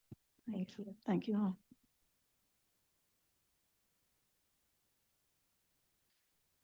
Okay, excuse me. We're moving now to 5.01, discuss fiscal year 24-25 budget priorities. Thank you, Madam Chair. As we have done in years past, the administration would like to solicit from school board members what their top 5 budget priorities are. We don't need to do that at the dais tonight, but if folks could email me and Ms. Chang, ideally by the end of this week, but if that's not possible, by the end of next week, so that we can compile all of those and bring it back for discussion at our first meeting in January. Because at our second meeting, we'll bring forth the initial proposed budget. So again, top 5 budget priorities for each of you, please share those with me and Ms. Chang so that we can compile all of that, bring it back for some discussion and consensus building. Thank you. All right, I see Mr. Young and then Ms. Gibson. Mr. Young. Hi, Mr. Superintendent, and I'll gladly oblige, but I'm not reluctant to share my top budget priority, and it pertains to what we're going to discuss next, specifically RPS 200. I'm very enthusiastic about what we have done at Fairfield and Cardinal. I pray that this board will continue in that regard, and I would like to double and triple down on it and provide for additional schools to go 200 days. I think the world of what's being done at those 2 schools, and I'm very optimistic about the opportunity to continue to move the needle in a big way. So I will gladly share the balance, but for me, that's my top priority for the budget next year. Ms. Gibson. Thank you, Madam Chair. I wanted to ask a question, and then I also have a comment. I'll begin with the comment. So from a priority standpoint, we definitely have to put safety first. And I am eager to see recommendations from the administration regarding those things. I think replacing HVAC systems, additional, putting sprinklers in our building, those are critical from a capital standpoint. And I also am open to looking at facility staff that we need and other school-based staff to ensure that we are in compliance with codes and we're able to support student wellness as necessary. So those are definitely my priorities. I also believe teacher retention is key. So anything that we can be doing to ensure that we are retaining the professionals in the building, I think is critical as well. My question is just if we could get a bit of context about what the budget process is going to look like. I'm wondering, are we going to be having to make cuts given the end of funding, or is that happening next year? So I guess just to provide a little bit of insight in terms of, what is the budget process going to look like? Do we have any sense of funding that we will have or cuts that we'll have to make? What are the parameters that we'll be working with? Thank you for sharing those priorities. As for the budget picture, it's a little bit difficult to say at this point because there is a huge unknown, and that is the state budget. The governor is expected to release his budget on December 20th. Once that occurs, we'll have a much better sense of what the state funding looks like, and therefore, are we in a cut position or kind of a hold steady position? In addition, we're still in the process of costing out various collective bargaining commitments and other things. So don't have a clear picture just yet. I do think it's going to be tight as we come off of the ARP, though we have been gradually kind of moving things off the ARP. But again, we won't really know, I think, until the end of the month. Of course, when the governor does put out his budget, I'll share our best interpretation of it with all of you. So going into January, we'll have a good sense of where we stand. Thank you. Ms. White? Thank you, Madam Chair. Mr. Cameras, I would like to, for you to provide the board, what are your top five priorities? Since that you're saying that now that the funds may be tight, I don't foresee that every board member would have pretty much the same thing as your priorities. Before I give my priorities, I would like to know what budget are we working with? What's in our budget at this moment? And what are your five priorities too? I'm happy to articulate that once I've had an opportunity to learn more about the revenue picture. Again, happy to do that at upcoming meetings and walk through that. What I'm hoping to try to do is bring forth as much of what the board is looking for in the budget. And I'll, of course, be very transparent about what I think the best investments would be. But ultimately, the budget reflects the consensus of the body. And so we'll have to make our way through that. Okay. All right. I'm just going to ask if you, Mr. Cameras and Ms. Chang, will send us an email reminder. That would definitely help. Yes. Okay, thank you. All right, we are now moving to 5.02, receive update on RPS Education Foundation. Thank you, Madam Chair. And Tykeem Cooper, Executive Director of the foundation, is making his way up.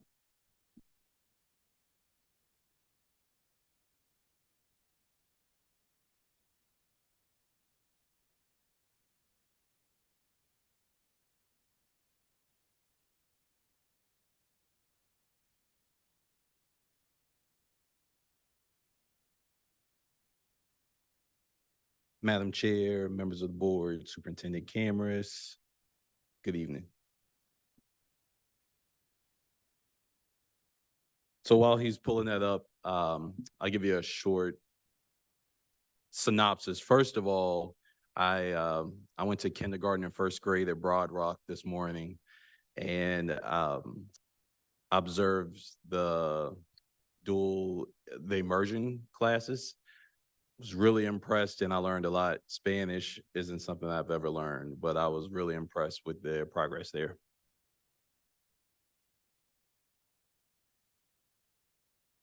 So, Mr. Cooper, was this something that should have been uploaded to our board docs?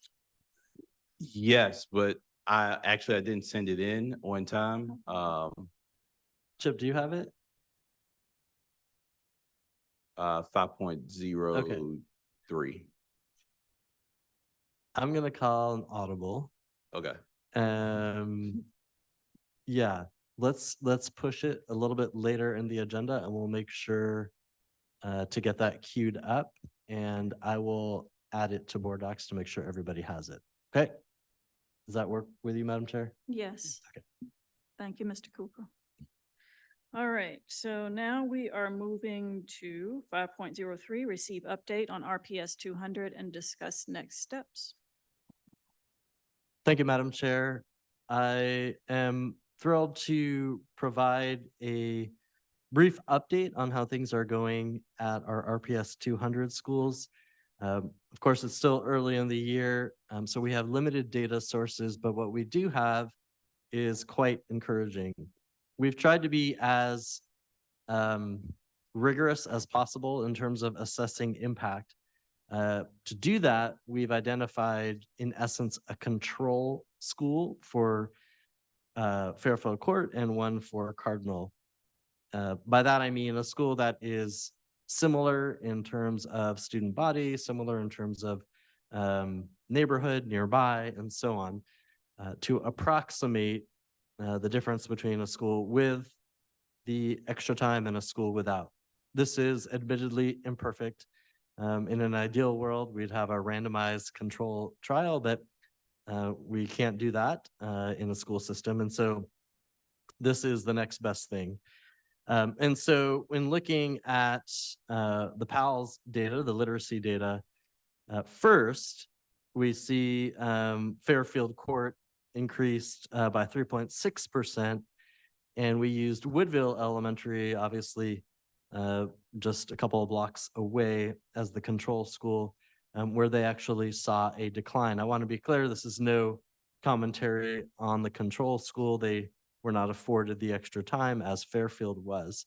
But you can see a clear difference, the delta between the plus 3.6 and the minus 1.9, we're talking nearly 6 percentage points, which over time actually adds up quite significantly. In the other case, Cardinal Elementary, we use G.H. Reed as the control school. You'll see Cardinal increased by 15.6%, and Reed increased by 8.9%. So almost double the increase. I'll also note that Cardinal had the second highest gains in the entire school division.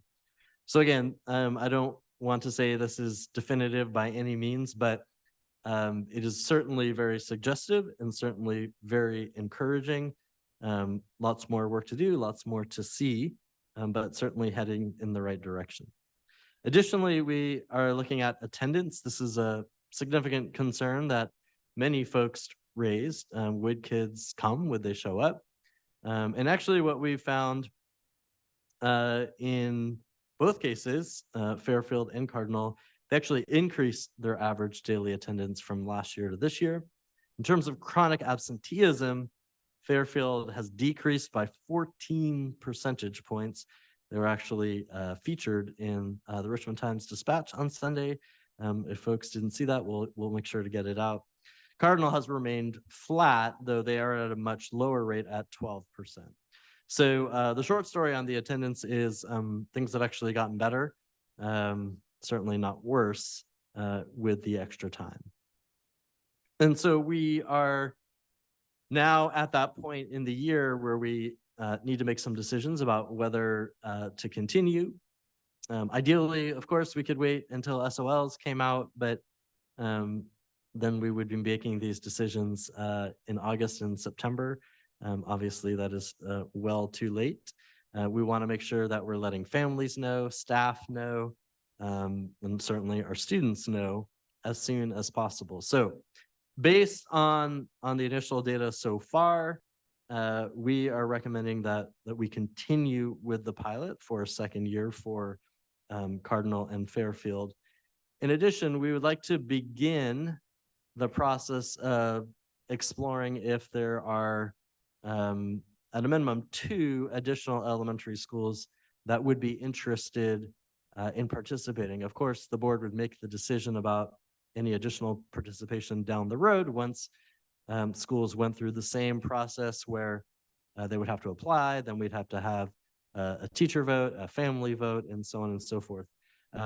But again, we'd like to begin that process before winter break because it does take some time to go through all those phases and want to make sure that schools are able to plan accordingly. So again, to summarize, very promising. We'd like to proceed with the pilot into a second year. We'd like the board's approval on that tonight and to begin the process of exploring if there are any additional schools that would like to participate. See Ms. Burke, Ms. White, okay, Ms. Jones. All right, let me write this down. Burke, White, Jones, Page, and all right, Dr. Harris Muhammad and Young. Okay, so I don't know who had their hand up first, so I'm just kind of making my way. Okay. Okay. All right, well, let me get Ms. Burke because it was clear that her hand was up first, and then I'll get to you, Dr. Harris Muhammad. Okay. And then continue down the list. Go ahead, Ms. Burke. Thank you, Madam Chair.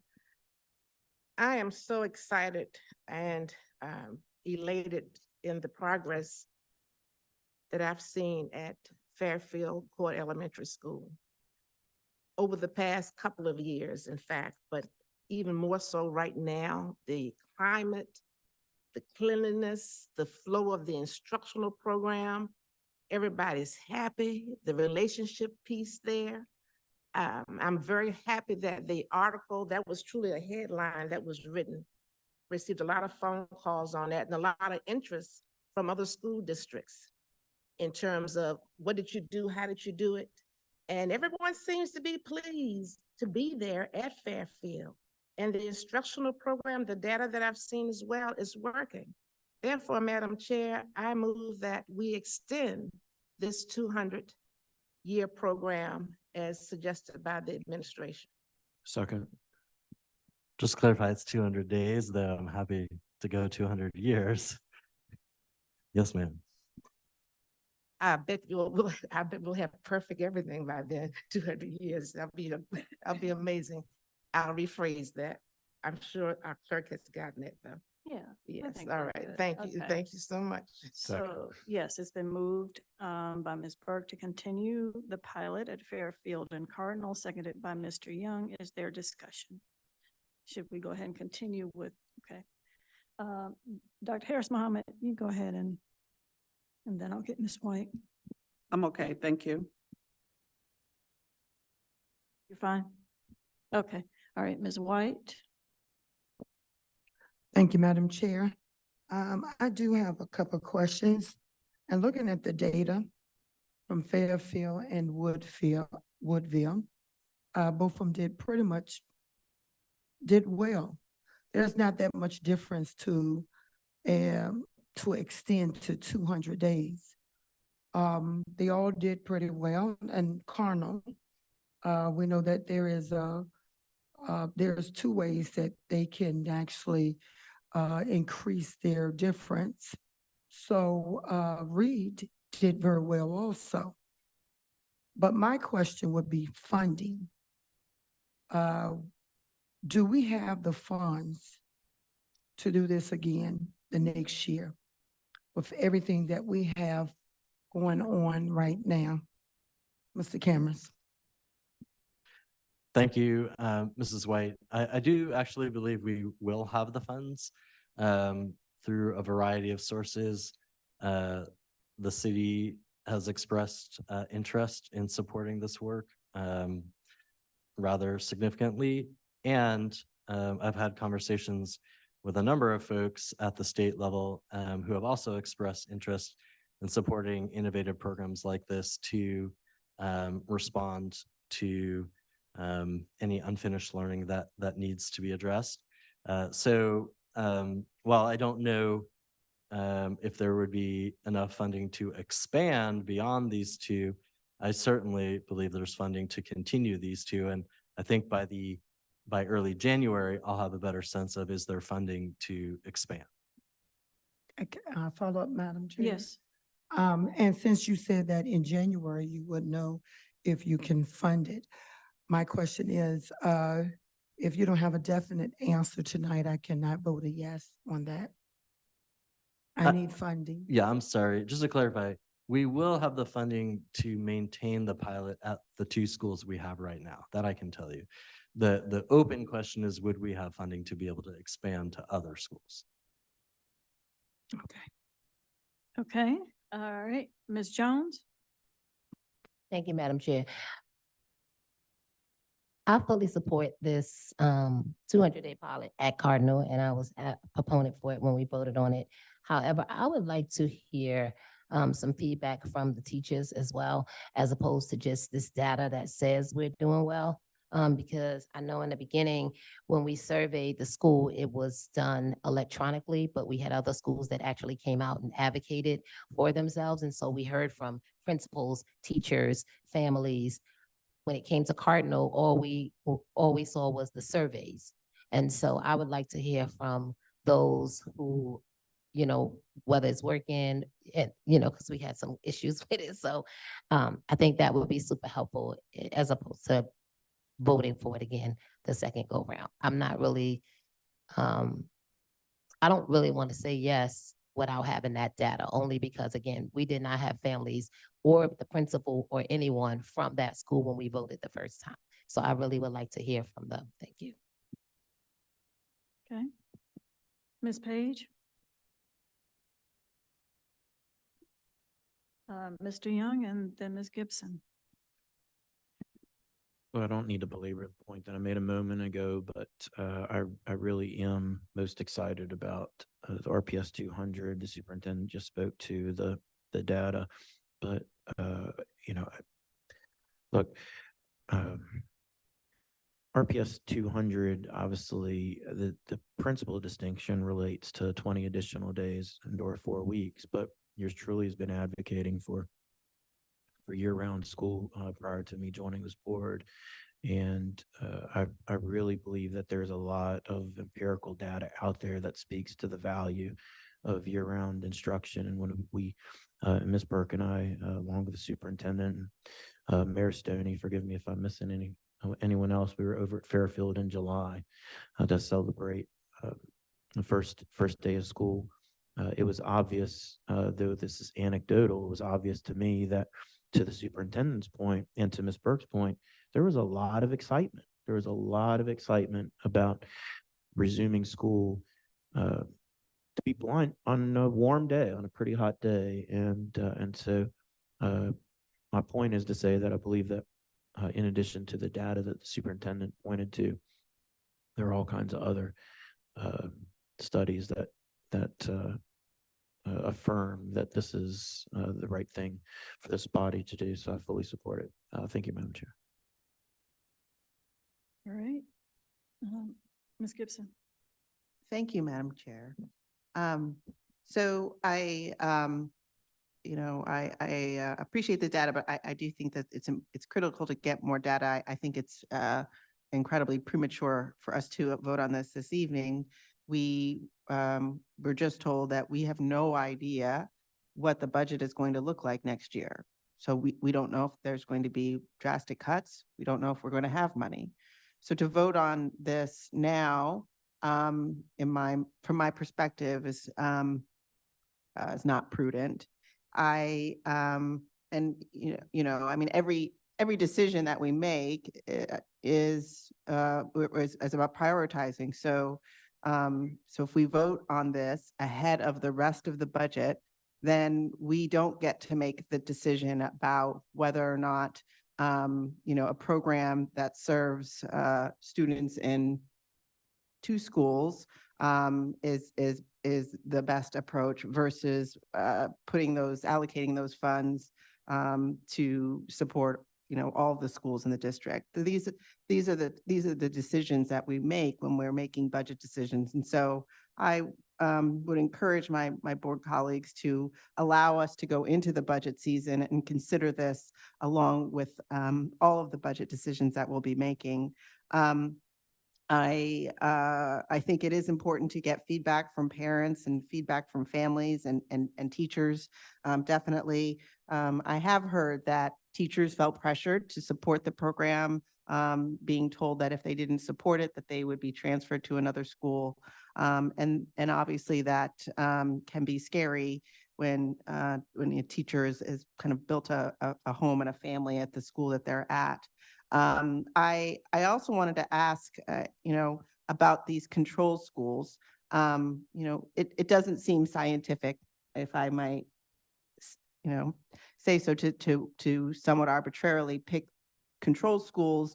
I think it would be important to look at, averages of the district overall, averages of a number of schools that have, similarities in terms of economically disadvantaged students, demographics, et cetera. But and I also think it's important to look at teacher retention.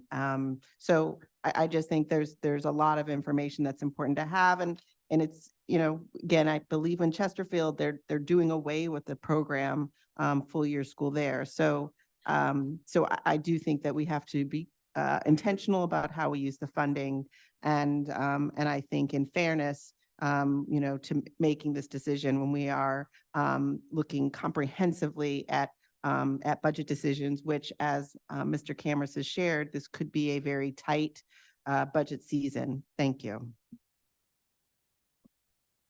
Thank you, Ms. Dorr.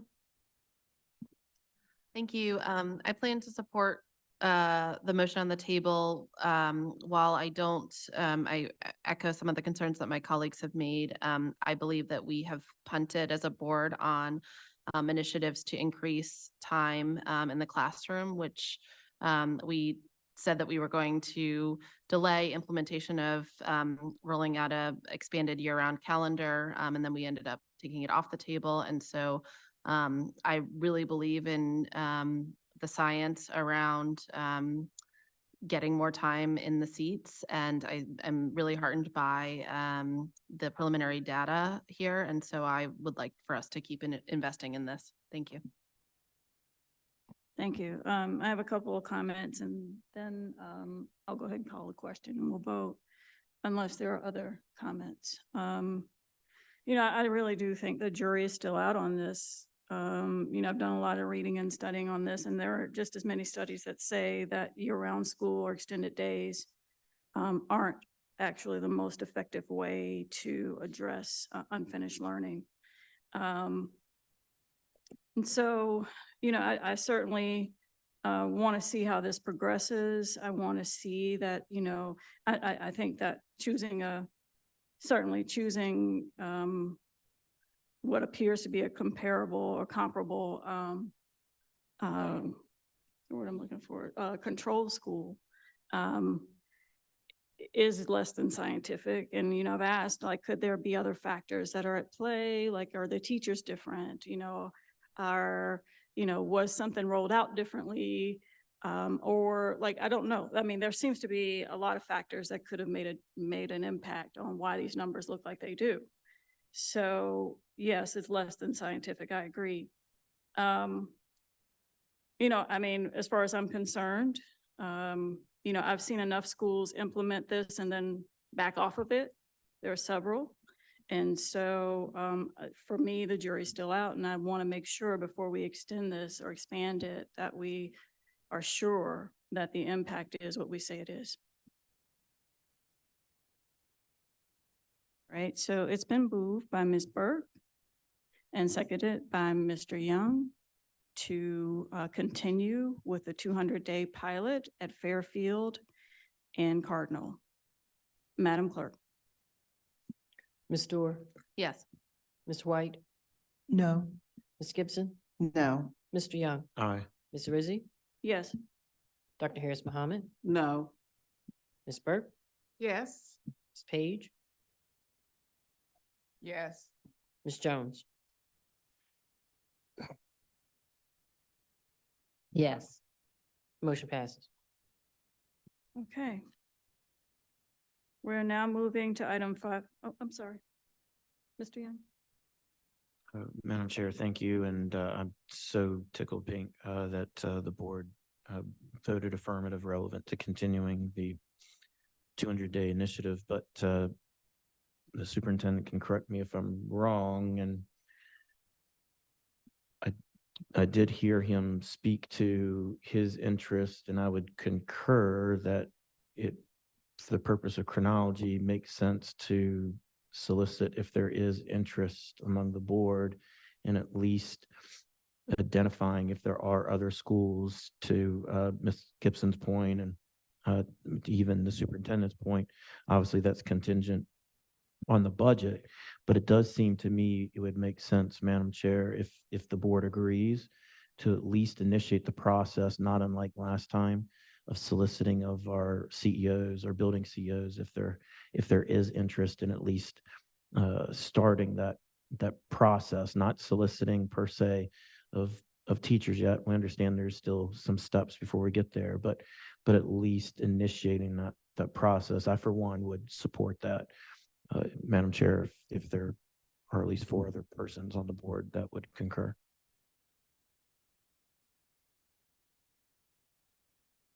Dr. Harris Mohammed.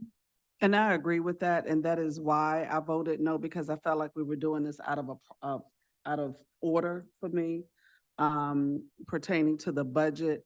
And so if that had been discussed prior to, if that was something that we could have voted on prior to, then assuring that we would have a process in rolling this out for additional schools that would be interested, then I would have voted yes. But because that was not a part of the discussion, we don't know when. It's, for me, it just feels like committing to something without discussing what that cost is gonna be.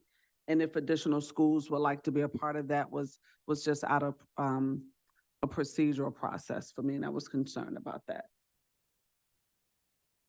So is that a motion? I mean, are you making a motion, Mr. Young? Are you making a motion? Yeah. Yes, ma'am. For the purpose of formality, maybe that makes sense. I would move that the school board authorize the superintendent to initiate a process pertinent to an additional two schools, i.e. to solicit interest of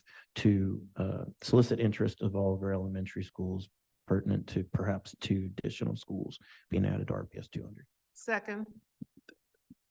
All right, it's been moved by Mr. Young, seconded by Ms. Burke to allow the superintendent to initiate the process of, Mr. Young, help me here, determining whether there are 2 more interested schools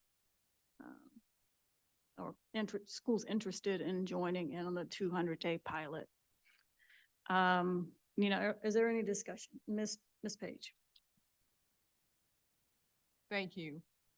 I support, initiating this process, but I think it's important that we do receive more information, because initiating the process without the additional data, information that we need, I think we're making a decision and blindly, if that's, so I really think that we need more information. I would like more information, because yes, we hear about Fairfield, but what about Cardinal? And we need more facts, more information before we can really proceed. Thank you. Ms. White. Thank you, Madam Chair. Again, on this one, I will be voting no. I'm not sure. I hear everyone is saying that we need the information, but we just put a motion out. So we're putting the cart before the horse, and we still don't know the information. And we know that it cost us quite a bit for the first 2 schools, but to ask for another 2 schools with no budget, I will be saying no for this one also.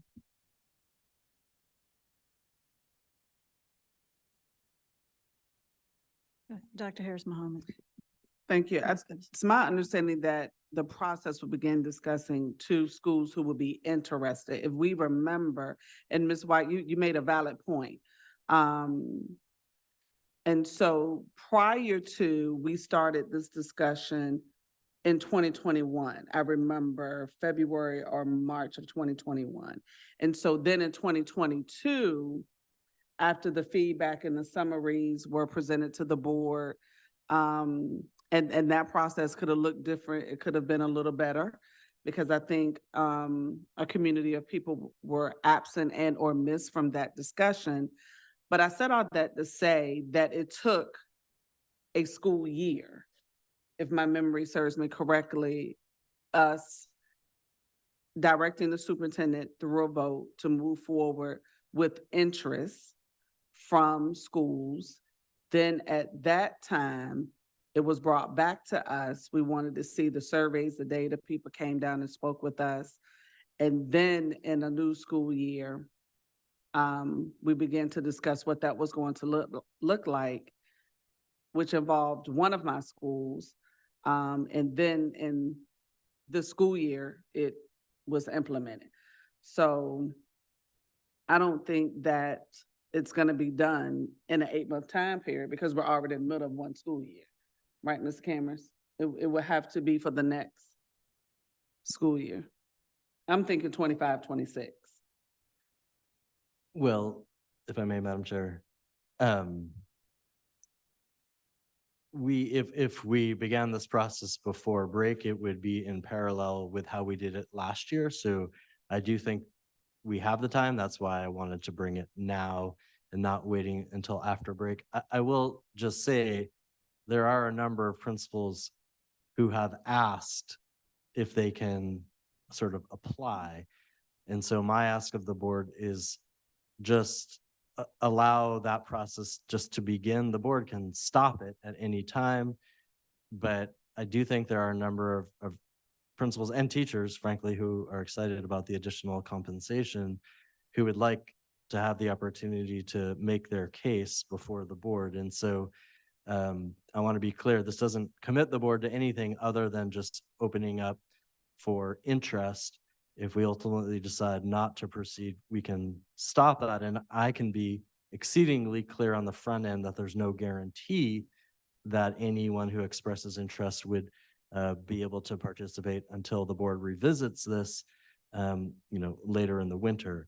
But I do feel duty bound to bring what I've heard from some of the principals who really do want to engage in this process to bring it forward. And I would hope that we'd be able to at least just begin. That's all. So there is Ms. Gibson and then Ms. Burke. Thank you, Madam Chair. This, to me, I file this under, the board does not need to vote on this. I don't understand why this is being voted on by the board. I mean, ultimately, Mr. Cameras has asked the board to provide budget recommendations, and I would suggest that if there was a consensus among board members in the process of providing their budget recommendations, that they were interested in exploring expanding the program, then that would suffice. So I don't think that it's necessary for us to take this vote. And again, I share the concerns highlighted by Ms. White. Ultimately, we don't know that we have enough money. And I think it's really important to have an understanding of what the budget is going to look like. If God forbid, we are faced with making millions of cuts, I hate to think that we have committed to extending this pilot program while we are also having to eliminate bus drivers and janitors and social workers from our budget. So again, all of this seems not kind of backwards in terms of the process, and I don't think that this vote is necessary. Thank you. All right, Ms. Burke. Thank you, Madam Chair. Number one, there is a motion on the floor. Thank you so much. And number two is, be ye always ready. We didn't know we were going to have COVID. We didn't know we were going to have unfinished learning.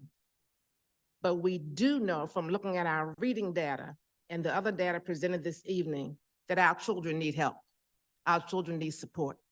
And there are teachers, there are family members. If you want to see a happy school, go to dismissal at Fairfield. Every parent that comes in, there's a lot of parents that come to pick up their children because they technically walk to school. Most, I think they only have 2 buses. So there it's a lot of, it's also, I think, because of the leadership that's there and the trust that is there. A couple of persons did leave their choice because they didn't want to be in a 20 years, trying to tell me something, 200 days plus school, and they had the right to move. So I would really like to see another school in the 7th district to have that opportunity because of what principals and family members have shared. So I would like us just to be ready, as already stated, I think by Dr. Harris Muhammad, that it may take weeks, it may take months, it may be 24, 25, maybe 25, 26, but when the money comes, we need to be ready. We had to do a lot in terms of getting the schools ready. The Fairfield, not Cardinal because of being new, had a lot of updates to do. And there's such great pride there. So I did second that vote, that motion by Mr. Young. I'm ready to move forward. it puts us in a position whereas when the time does come, a plan is already in place. You don't wait until it's there for you before you even investigate. So let's at least give our children and our families the opportunity, just as we look at school maintenance, just as we look at more school buses, just as we look at other items to be suggested. Let's be ready. Let's have a plan in place. Plan ahead rather than waiting until the money's on the table. It may take 5 years from now, who knows? But at the end of the day, at some point, public education has to change. Why can't we be the change agent? Thank you. Okay, I see Ms. Jones, and then I have a comment, and I think we'll go ahead and call the question unless there's more discussion. All Yes. right, Ms. Jones. I'll be really brief, and I do agree that we should be ready. However, I would like to point out that as we are getting ready, I would love for us to take into account the number of schools over South Side where students are in trailers, where they are overcrowded, and where there are a lot of issues happening. So yes, we want all of our students to learn and be ready, and we want all of those resources to be spread across the district. But even in being ready, I would like us to look at the whole picture. You know, not just, okay, kids in school extra days, but kids are in school on top of one another. So I do think that those are issues that should also be taken into account and addressed as we move forward. Schools that are overcrowded, we can't compare a 200-day pilot to a school that is at a minimum or at an enrollment capacity that is not the same. So I just want us to always, when we speak about this, be clear that we are not doing apples to apples and we are not comparing and contrasting. So that is my only reservation or hesitation in supporting this, because I'm with every one of you. I think every opportunity to provide our young people and our students with all the resources, we should be ready to do that. But I want it to be fair. And I want it to be thoughtful, and I want it to be intentional, and not just our not just our students, but our teachers, the staff who are working these 200-day pilots, and making sure that they are receiving and having the same input as other schools. Thank you. All right. So, I just want to add a couple comments and then we'll go ahead and call the question. Certainly, I'm all about innovation, about creativity, about doing things differently. Because of course, doing the same thing over and over again is going to always get you the same thing generally. But there's something about this that still feels very experimental. It's expensive, and we haven't taken a deep dive into this data. It's a big general comparison between two schools. Certainly we have these, data points that show that there was some progress. But again, I don't know exactly what to attribute that to. And it's not, to me, an inconclusive, it's not a conclusive point to draw, and say that this relationship here is causal, right? They are definitely, we've got two things that are happening at the same time, the 200-day and some progress, but I don't think the link necessarily has been proven to be causal. So I am going to go ahead and call the question. Madam Clerk, do you need me to repeat the motion or do you have it? I'm good. All right. We're ready. Ms. Dorr, Yeah, yes. Ms. White, No. Ms. Gibson, No. Mr. Young, Aye. Ms. Rizzi, No. Dr. Harris Mohammed, Yes. Ms. Burke, Yes. Ms. Page, Yes. Ms. Jones. Yes. Motion passes. Okay. Next, we move to item, are we ready, Mr. Cooper? I want to check in on you. Chip, do we have his presentation? Okay, all right. Mr. Cooper, come on up. Let's do you. So this is an update on the RPS Education Foundation.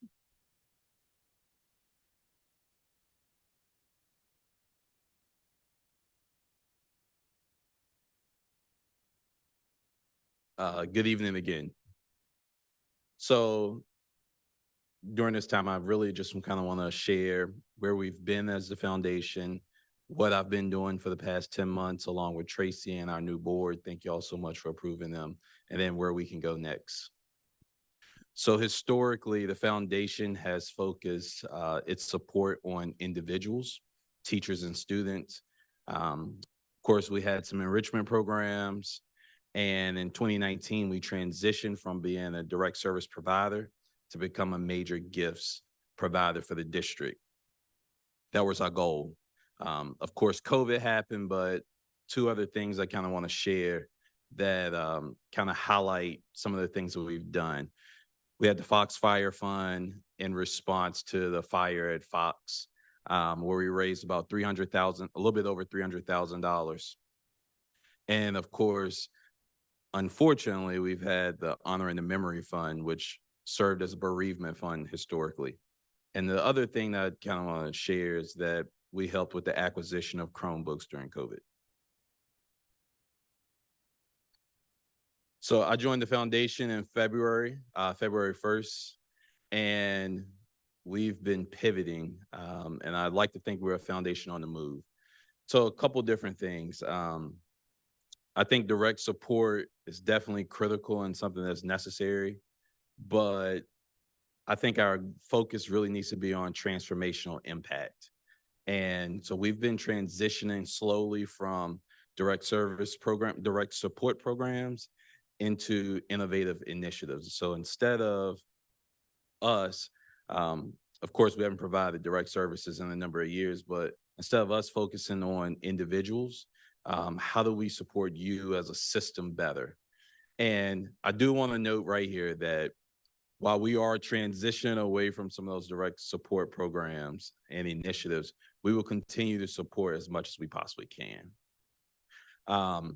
This is a transition that my peers have embraced across the country, many of them before COVID, but COVID has really accelerated the need for education foundations, sometimes known as ed funds, to support big initiatives for the district. But over the past 10 months, a couple of things I wanted to highlight for you all. On June 7th, we launched a Trauma Healing and Response Fund, and this fund has been used to support a number of wellness initiatives, as well as some of the things that the Honor and the Memory Fund did historically. We also have launched our strategic planning process. The foundation hasn't had its own strategic plan since 2014, and we launched our process in October. We are actively and aggressively pursuing new sources of funding, honestly, with the goal of us becoming a better partner to you all. I'm proud to say that on Friday, so when I was here on May 1st, one of the things that you all shared was you wanted the foundation to be a better partner in helping change the narrative around Richmond Public Schools.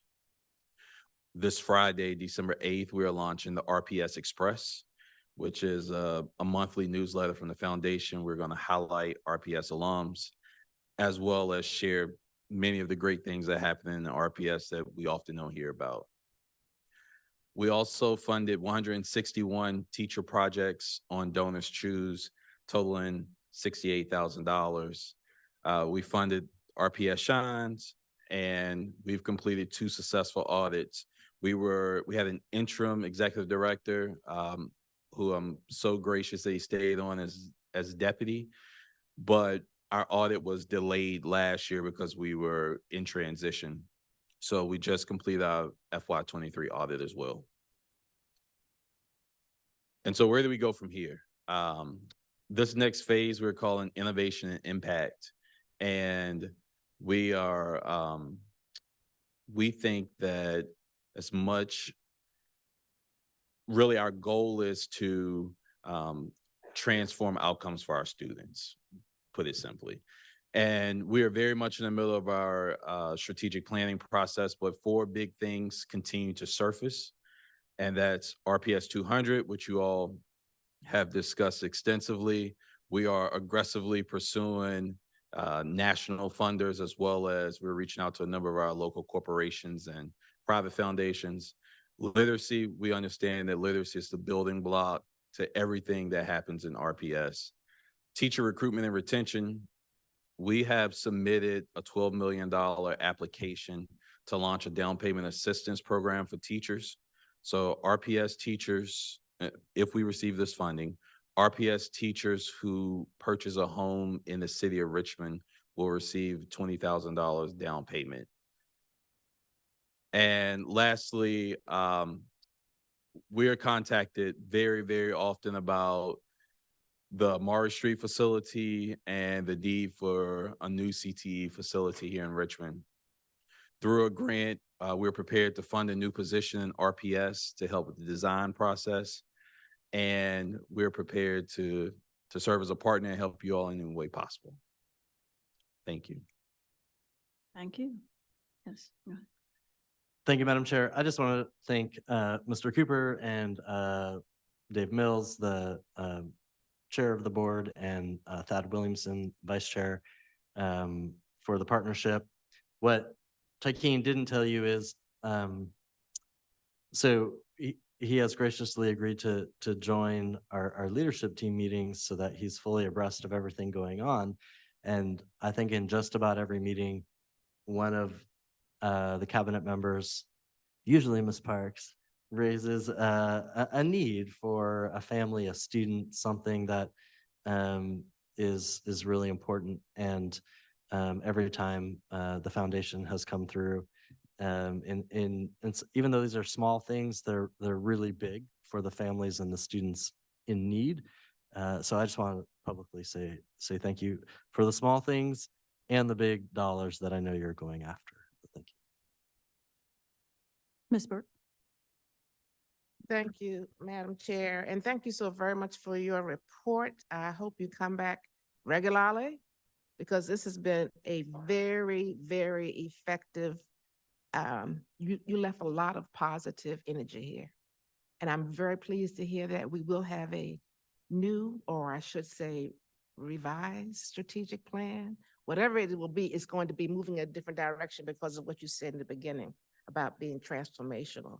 And I'm so happy that I see a better connect with Richmond Public Schools and the foundation because of what it should be. And I look forward to seeing and hearing more about the homes for new teachers, and excuse me, not new teachers, for teachers. Is that first-time home buyers, did you say, or anyone? No, as long as they're an RPS teacher, that's how they don't have to be a first-time homeowner, no, In the city of Richmond? in the city of Richmond. That's excellent. And I'm also happy to hear about the Morris Street building. That's the building that connects to Carver, correct? Oh, the Morris Street on South Side. Yes. Okay, I'm sorry. I'm thinking about your place. Yeah. Okay, we're talking about okay, you are calling it Morris Street now. The technical center. And what exactly did you say you were going to do with that? Help us raise money to? Yes, we're prepared to do all of that, but immediately we're prepared to fund the position through a grant that we received. You already have the grant. Yes. Did you say what the amount, or you didn't say what the money was? That grant, this money isn't solely used for this Okay. role, but that grant was $250,000 this year. Thank you for all that you're doing and will continue to do. That's what I'm talking about. Thank you. Ms. White. Thank you, Madam Chair. And thank you for your presentation.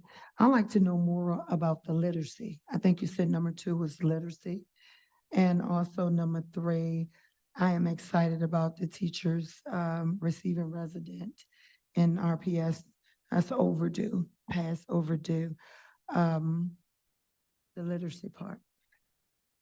Yes, so we've received some funding over the last few weeks, really to supplement literacy initiatives here in the district. And we also just last week during Giving Tuesday, we had a number of folks who funded classroom libraries for our students. But we, much like I think you all do, including from the conversation earlier, early childhood literacy is really the foundation to everything else around learning. And so we are prepared to, as I said in May, roll up our sleeves and work with you all. And we're going to try to find as much money as possible. My goal is for Richmond Public Schools to really embrace an abundance mentality. And we never have to make decisions based on lack of money. Thank you. Okay, Mr. Cooper had something. Oh, yes. So is the teacher assistance program, the down payments, is it similar to the program that they run in Baltimore? Are you aware of that one? I'm not familiar with the Oh, program okay. in Baltimore. Yeah, okay. And then, you sent out a flyer on Giving Tuesday. Is that link still active and is that something we can share? Sure. Yes, that's still active. We always have a way for you to give to the foundation. Okay, But I'd really, really appreciate if you all would consider sharing the RPS Express on Friday. absolutely. And there'll be a way for people to give there as well. Okay, awesome. All right, so consider giving to the Richmond Foundation, Education Foundation. Please consider that. They're doing good work. All right, thank you. Thank you all. Okay, 5.04, we are going to have to defer. We have not yet heard any final agreement. We have not made a final agreement with the city as of yet. So we will defer that and hopefully have something to report in January. All right, and we're at 5.05, receive for first read modifications to compensation for next board. Thank you, Madam Chair. Based on the feedback from the board, the last time we discussed this, it seemed that there was a consensus to move forward with right sizing compensation for board members. As a reminder, RPS has not changed its compensation for board members since 2001. So we're talking more than 2 decades. Our nearest neighbors, for example, Henrico just put in a $2,000 increase, which will go into effect January 1 of 24, bringing their annual board member compensation to $24,161. And Chesterfield also had an increase to $28,000 that will also go into effect January 1st. As a reminder, currently the board compensation is $10,000. Based on the board's guidance, we pulled the federal cost of living, inflation adjustment numbers. And if you apply those, it would bring the board's compensation to $18,378.26. However, to get a little bit closer to our neighbors, given the complexity of serving on the board for Richmond, we are recommending changing the compensation for the next board to $20,000 per year. Okay, discussion, Ms. White, and then Ms. Burke, and Mr. Young. Thank you, Madam Chair. What I'd like to know is, can we waive the first read on this school board compensation? We could suspend the rules, yes. Yes. Well, we have more comments, or would you like to? Okay. Ms. Burke, and then Mr. Young. Okay, Mr. Young. Thank you, Madam Chair. In 7 years on the job, 2 campaigns, yours truly has had thousands of conversations with our bosses, i.e. the voters, as I suspect everybody else here and on the stage has done the same. And in those conversations, thousands of conversations, I can recall all kinds of critiques, observations, recommendations, and not one of them ever pertained to prioritizing a pay increase for the school board. Colleagues, at the risk of being less than collegial and notwithstanding my enthusiasm for the preceding vote pertaining to RPS 200, candidly, I think we're the least deserving of any organization merit a pay increase. So I do think it would be most unfortunate if we were to agree to an increase for this board. Thank you, Madam Chair. Okay, I have a response, and maybe I should wait. Dr. Harris Muhammad, would you like to go ahead and go now? Thank you. I do think each of us on this board is deserving of a pay increase, regardless of your politics. I think that each of us There is no doubt, I would never question, the hard work regarding the level of how much work and support in our own ways, and each of us have done so for our students in this division, and also carrying out duties for families that don't necessarily live in our district.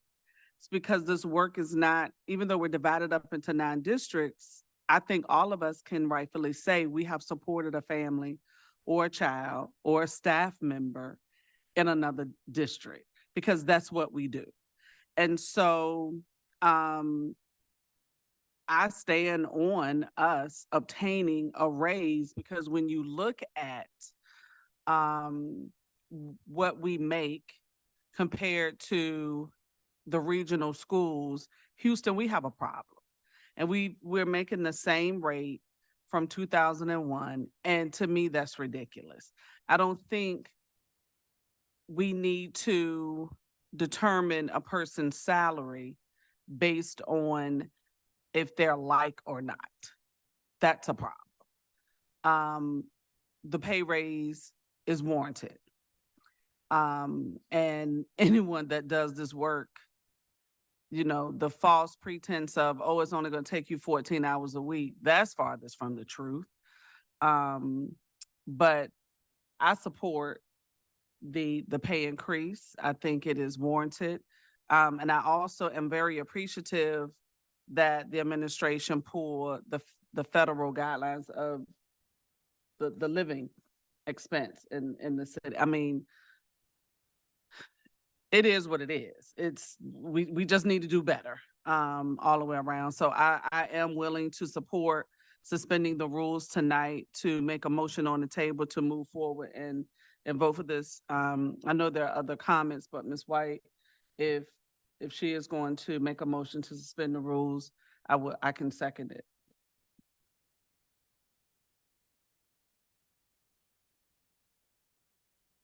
Ms. Page. Thank you. I too support suspending the rules, and this is really long overdue. No one really knows the work that goes on behind the scene. I mean, if you're really about being a servant, it's a lot of work. And you knew this before, you took on this responsibility, but especially like if you're in leadership or not in leadership, just serving your district, there's a lot of work that goes on behind the scenes, nights, evenings, you're away from your family, and no one truly knows. But again, putting in the work that's needed. This is long overdue, and to be a true representative of your district, to be a true servant, this is needed, worth it, well worth it. Thank you. Okay, so I have a comment, and then I'm going to go to Ms. Gibson. I have talked to people, and let's get this clear. This increase would be for the next school board, not this one.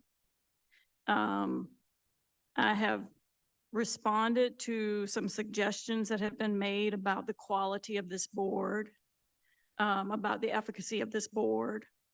Perhaps an increase in compensation will garner the kind of competency you think should be here.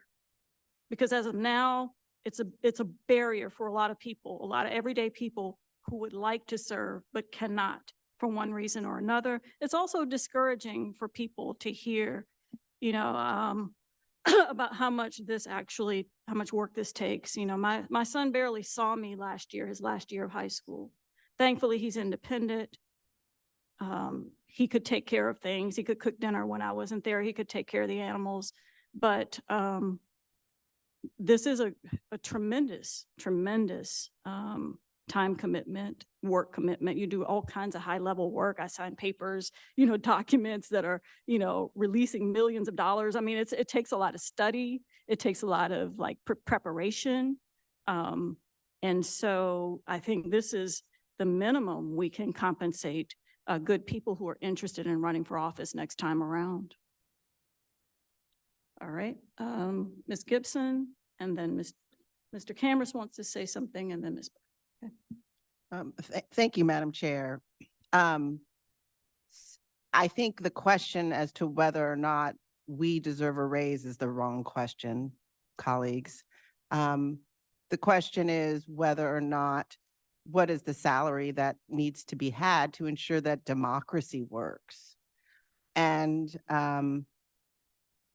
ultimately, we want each of our races to be competitive.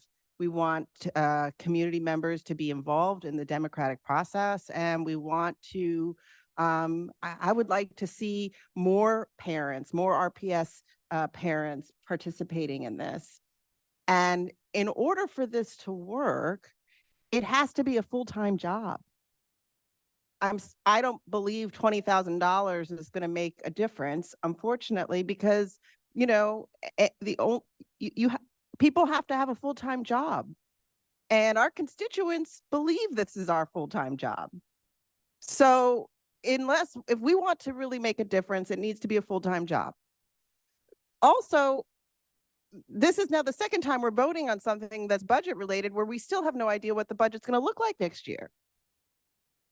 So I would not feel I just found out about the proposal for it to be $20,000, like, over the weekend. The constituents haven't had any time to digest this information. So again, like, this is about democracy working, and this is not working. This is not the way democracy is supposed to work. So I would really love to see that the board members are paid a living wage, and that through that, we have a more effective democratic process. But I have to abstain from this vote because this ain't it. Thank you. Thank you, Ms. Gibson. Ms. Burke? Yes, Mr. Cameras. Thank you, Madam Chair. I neglected to note that the proposal also increases the chair stipend to $2,000 to match our neighbors from our current 1,000. Additionally, I just want to note on the budget piece, this will not impact next year's budget because it's for the board that will come in 25. Just wanted to note that. Okay, Ms. Burke? Thank you, Madam Chair. Thank you so very much, Superintendent Cameras, to you and your team for this data. I look at this more as under the Cost of Living Act. This information this is what most corporations utilize per se. The state uses it as well, Social Security, in terms of what the cost of living should be. I mean, to pay for gas 5 years ago and what we pay now is totally different. So as stated, it's technically set up like a part-time job, but it is a labor of love, as well as being realistic that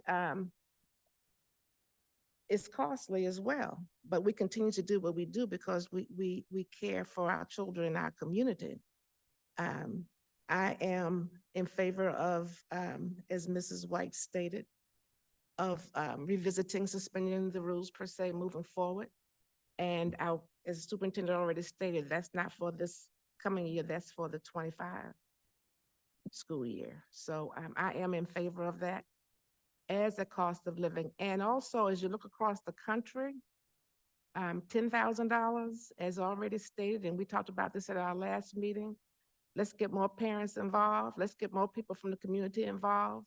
But for the amount of hours that's being placed, I'm supposed to be semi-retired, but I work every day for RPS. So, and I am deserving. Thank you. Ms. White? Thank you, Madam Chair. I guess I'll say my comment too. I feel that everyone is entitled to a cost of living raise.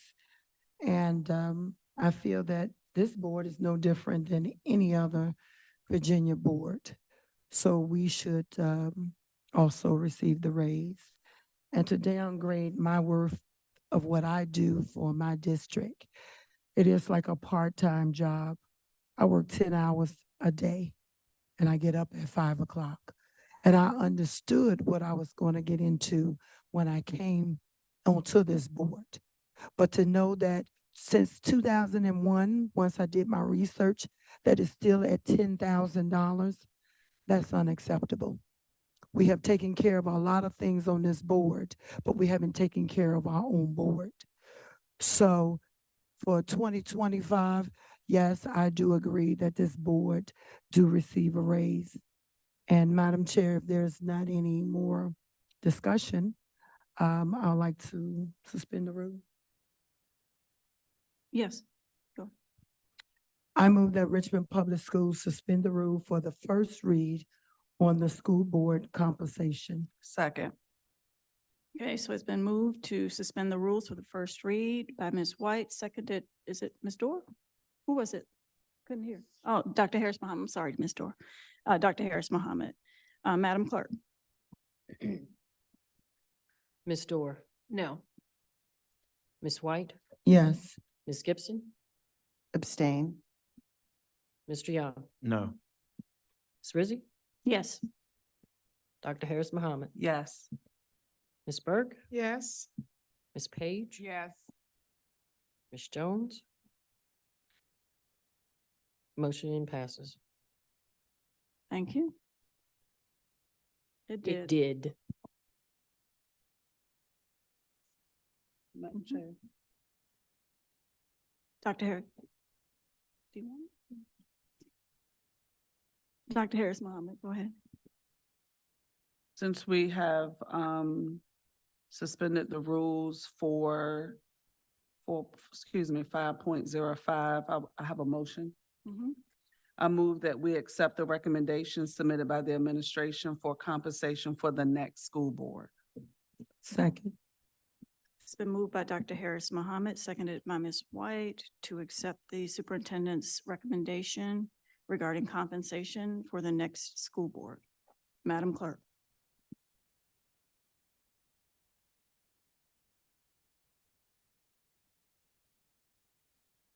Ms. Dorr, Yes. Ms. White, Yes. Ms. Gibson, Abstain. Mr. Young, No. Ms. Rizzi, Yes. Dr. Harris Mohammed, Yes. Ms. Burke, Yes. Ms. Page, Yes. Ms. Jones. Motion passes. Thank you. We are now at item 5.05, receive update on 2024 school board meeting locations. This is something that Clerk Richardson will present and discuss with us. Good evening, Board Chair, Board Vice Chair, Board members. This is simply a compilation of the information that I presented verbally at the last school board meeting in regards to relocating our school board meetings for the most part back to City Hall, specifically the 17th floor school board chambers. I won't go into a whole lot of detail because I feel like I put a lot of information here that you all have already heard and have had time to digest. But the overall big picture is to bring us back home to school board chambers as a centralized location as a base for us, and still have opportunities to be out in the community when it's deemed necessary and appropriate for larger meetings, such as budget hearings and other times when the school board calendar is aligned too closely with city council schedule, which was published last week ahead of us and our January 8th organizational meeting. If you all have any specific questions or desire any further elaboration on anything that I've included, I'll be glad to take questions now. Ms. Dorr? I move to accept the recommendation to move our meetings back to City Hall. Second. Ms. Burke, did you still have input? Okay. So it's been moved by Ms. Dorr, seconded by Ms. Jones. Ms. Page, seconded by Ms. Page, that we will move our meetings back to City Hall unless otherwise deemed necessary. Madam Clerk. Thank you for your enthusiasm. Ms. Dorr? Yes. Ms. White? Yes. Ms. Gibson? Yes. Mr. Young? Aye. Ms. Rizzi? Yes. Dr. Harris Mohammed? Yes. Ms. Burke? Yes. Ms. Page? Yes. Ms. Jones? Yes. Motion passes. Thank you. Thank you. All right, we're at, well, Mr. Cameras is not here. We don't have any contracts over 100,000, but I think we'll let him say that when he returns. There is one. There is one, I'm sorry. I think I misread it then. Okay, there is one. So we will wait a couple of minutes before we proceed. I think we can move on to the We board can move action on, items okay. Momentarily. When he returns, we can go That's back to fine. that one. Okay. All right, so then we are now at 6.01, receive for action and personnel actions. And Ms. Clemens is coming up.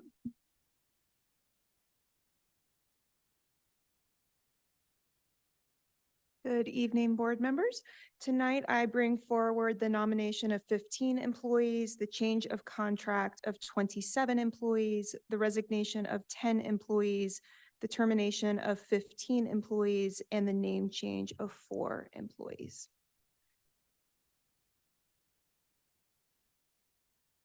Colleagues.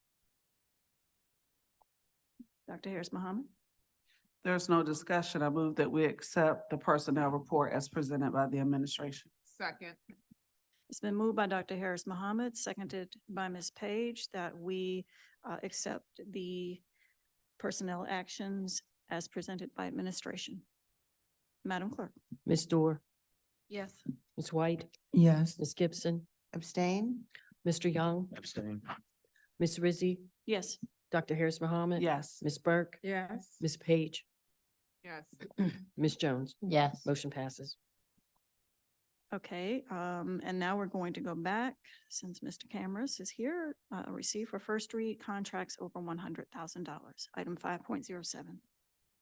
Thank you, Madam Chair. We do have one contract this evening, and Ms. Turner's coming up to speak to it. It's for a variety of instructional resources for our career and technical education program.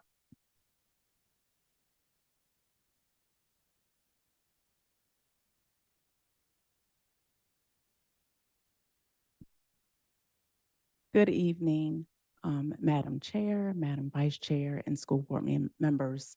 I am bringing to you a contract for CEV Multimedia. It is an online resource that is used by a multitude of our content areas within CTE. The teachers are able to access, and the students are also able to access online resources that include PowerPoint presentations, vocabulary, interactive activities, assessments, lesson plans, just a variety of things that also supports our work-based learning curriculum, our career investigations curriculum. It is used on middle and high school level, and there is an alignment to the VDOE course competencies for career investigations. The program connects directly to Google Classroom, so teachers are able to assign those activities and resources directly through Google Classrooms for students to use.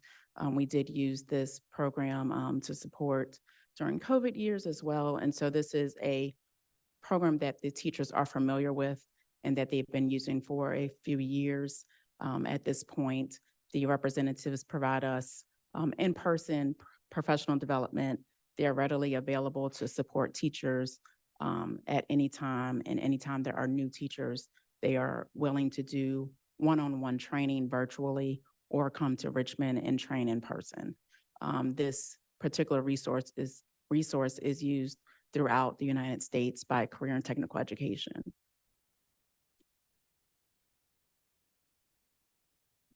And just clarify, this is a first read. And I also want to clarify, it's Dr. Turner. Yes. Any questions specifically of anything that's not outlined in the slides? Yes, ma'am. Go ahead. Ms. Ryan.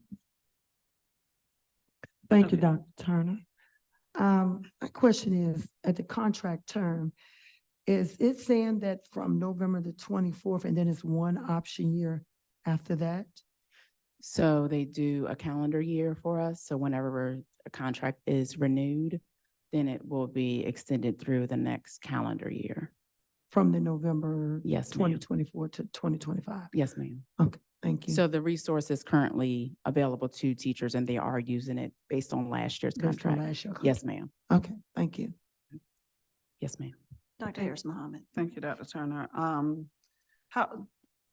How urgent is this? I know it's a first read, but I also know things are changing in CTE in terms of the curriculum and all of those things very, very quickly. Still waiting on accountability information and what they're gonna do with that and how they're gonna look at that. But how urgent is this program? Like, could you This- wait until a second read? And I'm asking a transparent question because if there is a need, based on what I know, there is a need, I'm willing to suspend the rules so we can, I mean, that's, of course, hear from my school board colleagues, but I know that it's a need. Yes, ma'am. So this is an urgent matter for us. They have offered us grace because it has to go before the school board this year. And they've been working with us because we have a close relationship with the representatives. And so it would be helpful to be able to move this along. I don't know how long our grace will be extended.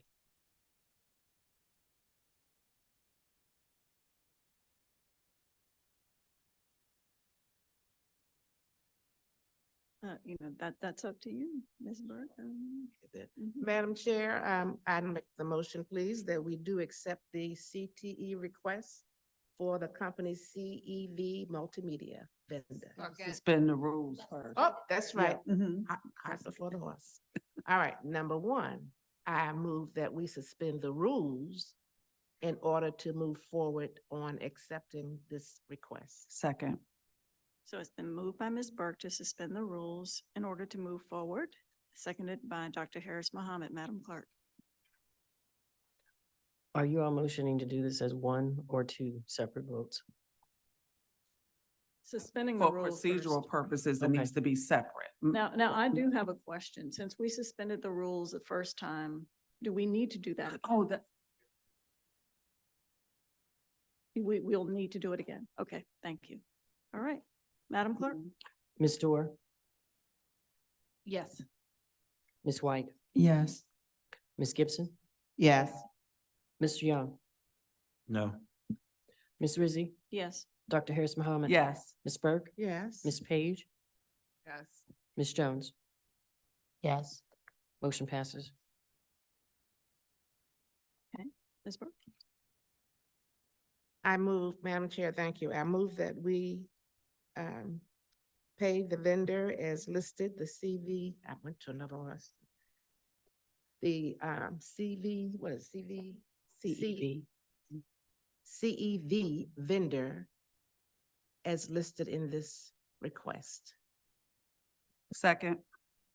So it's been moved by Ms. Burke to accept the recommendation to pay the CEV multimedia contract, seconded by Dr. Harris Mohammed. Madam Clerk? Ms. Dorr, Yes. Ms. White, Yes. Ms. Gibson, No. Mr. Young, No. Ms. Rizzi, Yes. Dr. Harris Mohammed. Yes. Ms. Burke, Yes. Ms. Page, Yes.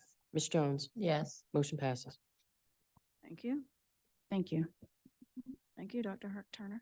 So we are now at item 6.03, receive for action bell schedule change for preschools. We need to go back to 6.02. I'm sorry, I skipped something. I'm Yes, sorry. All right, 6.02, receive for action Head Start grant application.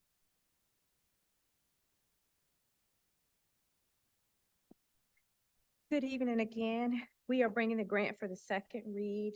And also wanted to just add that we wanted to, about the 97% enrollment we talked about last school board meeting, excuse me. We just wanted to discuss that we have a 12-month period to work on our plan for full enrollment to get to at least 97%, but we wanted to add that as well, so the board would be knowledgeable of that fact, along with bringing the Head Start grant for second read. Dr. Harris Mohammed?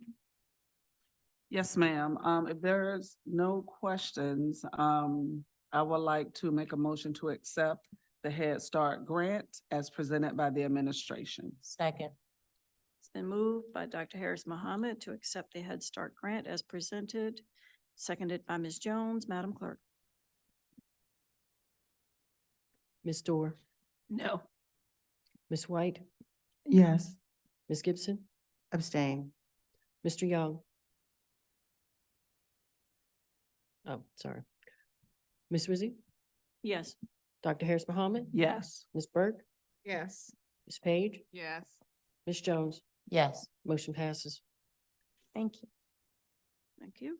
Madam Chair. Yes. Ma'am, I just wanted to remind the board, I did send an email earlier, exactly noting what Melissa Calhoun, the program specialist from the Office of Head Start, stated that represents Region 3. So when you have a moment, take a read at that, and they can follow up with you, Ms. Renzi, so we can follow up with Dr. Wiggins, so we can let her know that when we're moving forward. It's basically about requesting the extension, and she reached out to us, which is a great thing, to request an extension because we have a new person in place.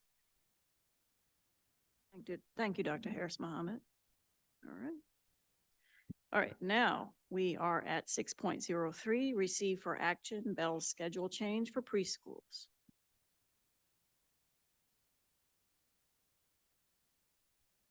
Good evening again. We are here to present the second read on adjusting our preschool bell schedule to meet state compliance. Director Holman has spent time since the last school board meeting with a variety of additional stakeholders. She will discuss those interactions, and then we will answer any questions you have about the bell schedule change. Good evening again to all board members, Superintendent Cameras. Again, I'm Shayla Holman, the Director of Early Childhood Education. First, I'd just like to say thank you to all of the staff, parents, and community members who work with us on this. As the last time I was before you, we realized that we are out of compliance with our preschool day, the length of the day for students, not staff. And because of that, right now, our students go to school at 7:45. They leave at 1:45. That gives us 6 hours. Really, we need a little bit more than that because the instructional day is 5.5. However, we need to be able to feed students with breakfast and lunch. So one of the key updates since the last time is that we have been able to work with transportation even more. So I am very appreciative to the transportation department, and Director Miles is here today to present to you a proposal that would end the school day at 2:15. So that would allow us really 6.5 hours. We would start dismissal at 2:15. So that would give us an instructional day of 5.5 hours, 30 minutes for lunch, give or take 30 minutes for breakfast, give or take, and we would be in compliance with state standards. If you look at the next slide, you will see since our last visit, our team was able to visit every single preschool for a faculty meeting. The dates are there, and engage in the staff at those meetings to discuss the schedule. What are some things that were near and dear to their heart around what they saw as important around the schedule. We also were able to have a meeting with our parents. So we did a 4-hour office hours. We had over 20 families come. Translation services were provided, representation from different preschools. Parents actually shared that they did not have a problem with the 2:15 dismissal. And, so they were appreciative that they had voice in this. Thank you. Thank you. Any discussion? Questions? Dr. Harris Mohammed. I move that we accept the bell schedule as presented by the administration. And I just want to add, thank you so much for that engagement. That was the biggest concern I think we had. All right, so it's been moved by Dr. Harris Mohammed and seconded by Ms. Dorr that we accept the preschool bell schedule change as presented. Ms. Dorr? Yes. Ms. White has a question. Thank you, Madam Chair. My question is, thank you for the presentation. I know we're going back and forth with this. I know the first time we change it. So this will be the last time that we're changing this bell schedule this time. Is that correct? This will help us to meet state compliance. This of to having- be state compliance, and we have enough transportations and buses to do this. We will not need to add any buses or any extra. The students will be going back on the same buses they came in the morning on instead of having a special bus at 1 o'clock. Okay. So that sounds good. So I don't think there's anything else. As long as we're gonna keep it steady this time and we're not gonna keep changing it back. I'm all right with it. Thank you. Okay, please continue, Madam Clerk. Ms. Gibson has her hand up. Ms. Gibson. Thank you, Madam Chair. I appreciate the work that was done to make the proposal better than it was. You know, I just want to express, I mean, I'm going to be voting against this. And the reason why is I still don't understand the transportation piece. So in the 2019 or 2019 budget, we allocated $500,000 to cover the cost of transportation. And the thought was if we can get more students, early access, that we would grow enrollment of the program. We weren't given a map or anything, so we didn't know what we were voting for. And I expressed some concern then. And then, looking at the VPI program requirements, it made it clear that in order to qualify for VPI, we had to provide this transportation. And it says in the code that it has to go from the home setting to the school. And so we went over budget by about, I believe, $1.5 million. And I remember the meeting very clearly where Mr. Simmons, then Chief Operating Officer, came and stood at the podium. And I mean, he was sweating some bullets. I remember that very, very clearly. And said, look, we went over budget and it was being outsourced. And so we, allocated an additional $1.5 million to that line item to ensure that we could cover the cost that we were required to do. So I don't understand, I was somewhat surprised to learn that now the VPI students are on the same buses as the elementary students. It begs the question is, what are we doing with the $2 million that had been allocated to VPI transportation? I'm not clear. And so, all of this just gives me some pause.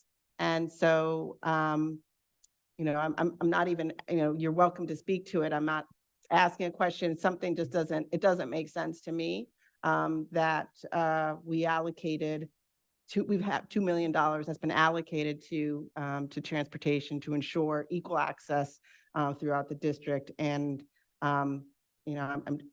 it doesn't make sense to me that then we were told that the reason why we couldn't align the schedule more closely by just adding the additional 15 minutes or whatever it was, it doesn't add up to me. One thing we have to understand, the school bell times was completely different then. Elementary went last and high school went first. And that made a great difference of how we could transport children. That was elementary, because if you go first, I can't add a second teal to it, which makes 4 teals. But if they went last, I could add another teal to it, which makes 4 teals. That means I can carry all of the special, those pre-K students and that last tier. That means every bus we got will be available. But I can't do that if with the, and the TO, so that's why they added more money and we had them on vans. This year, we cut vans and put them more on buses and rearranged some things to make it work better for us. That's why we're doing it this way. Right, but the board was never told about that change, right? And so then if there's extra money, I'm not, it doesn't, the process could have been handled better. And I know you are doing all that you can do, to ensure that the transportation system works. So please be assured, I understand the challenge that you're in, but somehow, and I don't believe it has anything to do with you or your team, but again, the decision to make these changes in the budget and not share that back with the board does give me some concern. The other thing. Dr. Miles, if you may. Okay. No changes were made in a budget without the board's approval. So I have to correct the record. Okay. I'm grateful to Dr. Miles for going back and trying to figure out a solution based on the feedback that we got. We reached a good solution based on more input, more engagement, and additional work. And so I'm grateful to the team and everybody involved who gave feedback to get us to this place. But there was nothing nefarious going on. Okay. All right, so we've got Ms. White and Ms. Burke and then Mr. Young. Thank you, Madam Chair.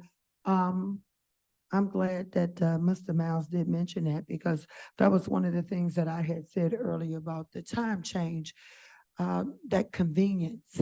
And I think that the team, the bus transportation, they're doing a great job as far as picking up our children.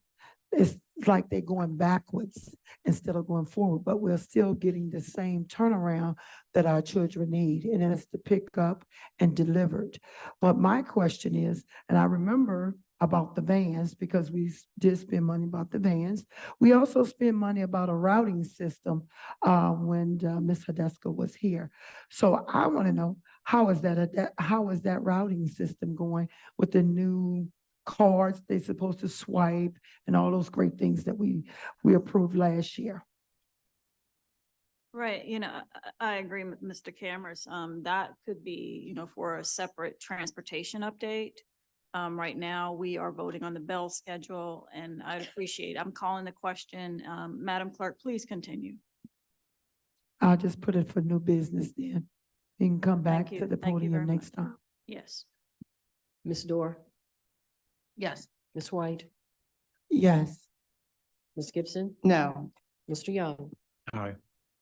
Ms. Rizzi, Yes. Dr. Harris Mohammed. Yes. Ms. Burke, Yes. Ms. Page, Yes. Ms. Jones, Yes. motion passes. Thank you.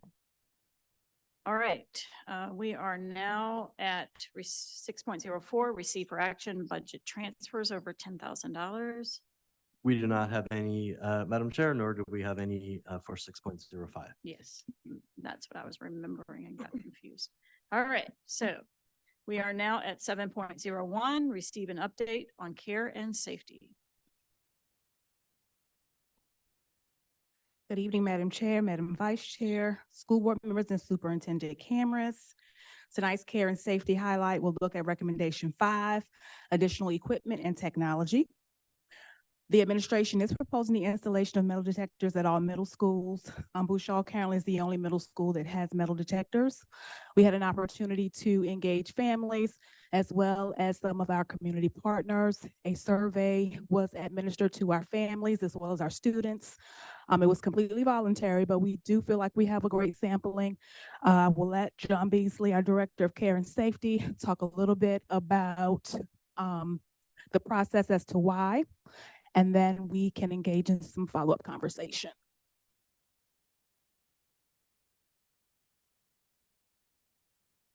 Good evening. The administration again asked for a survey to be done, and the survey was started back November 1st when it was originated. So the survey resulted, go next slide for me, please. Survey results, we ended up with 317 students, 401 family members, 40 teachers, 33 staff, and 5 administrators that responded to the survey. As you can see, the findings, 61% agreed or strongly agreed with adding metal detectors to the middle schools. Another point I see here is 63% agreed or strongly agreed that weapons are an issue in the school. Then you can see 75% found it very important that the students, how they're greeted, how the staff brings them into the school is very important. Stuff we see our staff do very well at that. And you can see 61% feel like it does enhance the feeling of safety in the schools. 23% do not feel, 23% strongly disagree. They agree that it does not harm the educational experiences the way that should read. And again, a low number for the school to prison pipeline on the results. The next few slides actually show the roles of the respondents. I mean, we're teachers. If you can go back one, that as I checked it before I left the office, you see here the parents are around 53%, the students in 36. Students are coming back up, and then starting to even out almost to a 50-50 mark right now with students and parents. Next one. You can see the schools everybody's affiliated with. Henderson, you can see that we've had the most responses from. Next. Should we be utilizing them in schools? And you can see 46 strongly agree, 14 somewhat agree. And interesting enough, there's a 20% just neutral that don't have a feeling. And again, pretty low disagree on those. Next. Of course, most people feel that they do reduce weapons entering the schools. Next. A good number, was it 45, 55, almost 70% feel like weapons are an issue in our schools. Again, this was mainly geared towards middle school parents, teachers, and students. Next. Again, we talked about how people are addressed. Next. Safe feelings, very important how we've said from day one, how do the students and faculty and parents feel about being safe in the schools? And they say metal detectors do contribute to that. Next. Talked about the educational experience. Next. And the prison pipeline. All right, next. So there's next. So we did, the way I set up the survey, I was able to get responses back, and you can see what we have there. Of course, from the students, it does take longer to get into schools. It does take some time to get inside the building in the mornings. The searches do slow down the entry. We're hoping the metal detectors might speed that up a little bit. As you know, we've been doing searches since about November 5th of the middle school students. The family feedback is very much in support of the metal detectors. We want our kids to feel safe. We want our kids to be safe. There are weapons found in the schools, between guns, between knives, and the parents are very aware of that. And the teachers, again, we get a mix of, it does take time, but there is also a need for it. What's next? And the cost associated with it. You are looking at almost $120,000 worth of equipment to be able to do this.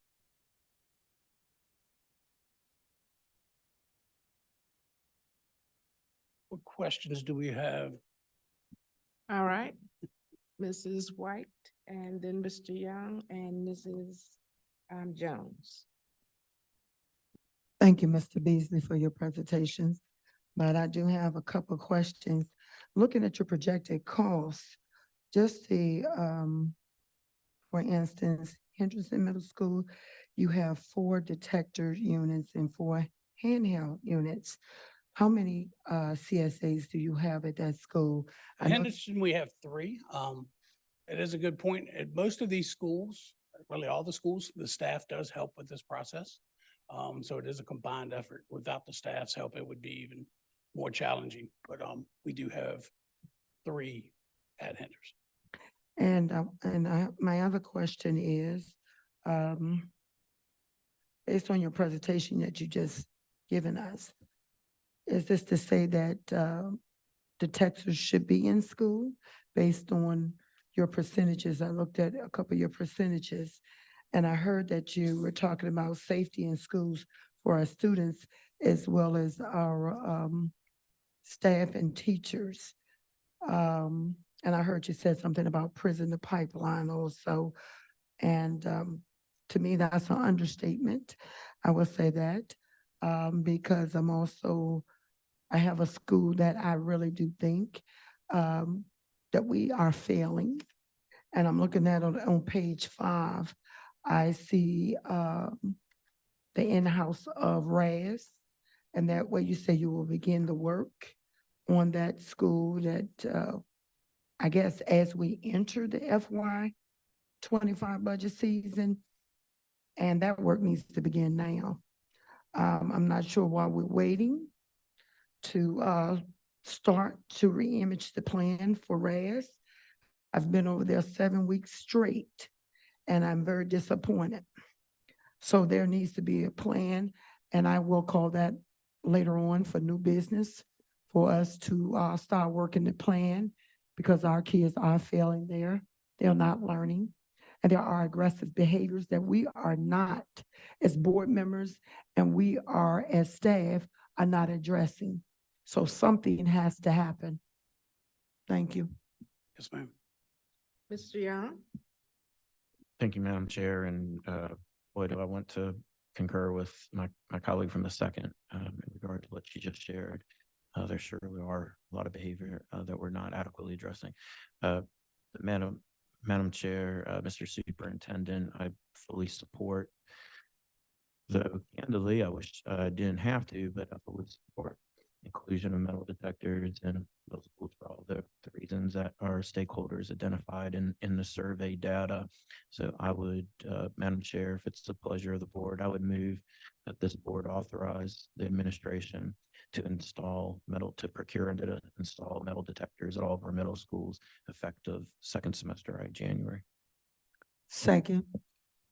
It's been moved by Mr. Young and seconded by Mrs. White to accept the proposal to have metal detectors installed in all schools. I know someone had a question, Ms. Jones. Please. Thank you, Madam Chair. I just wanted to speak to the data.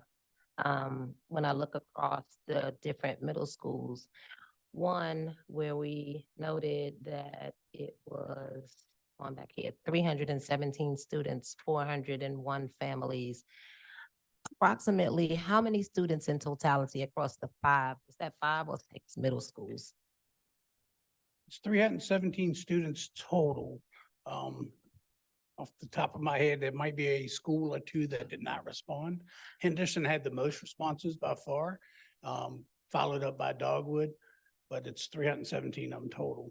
And do we have a count of what I was asking is, do we have a number of all of the students across the middle schools? Do we have that total I got number? you.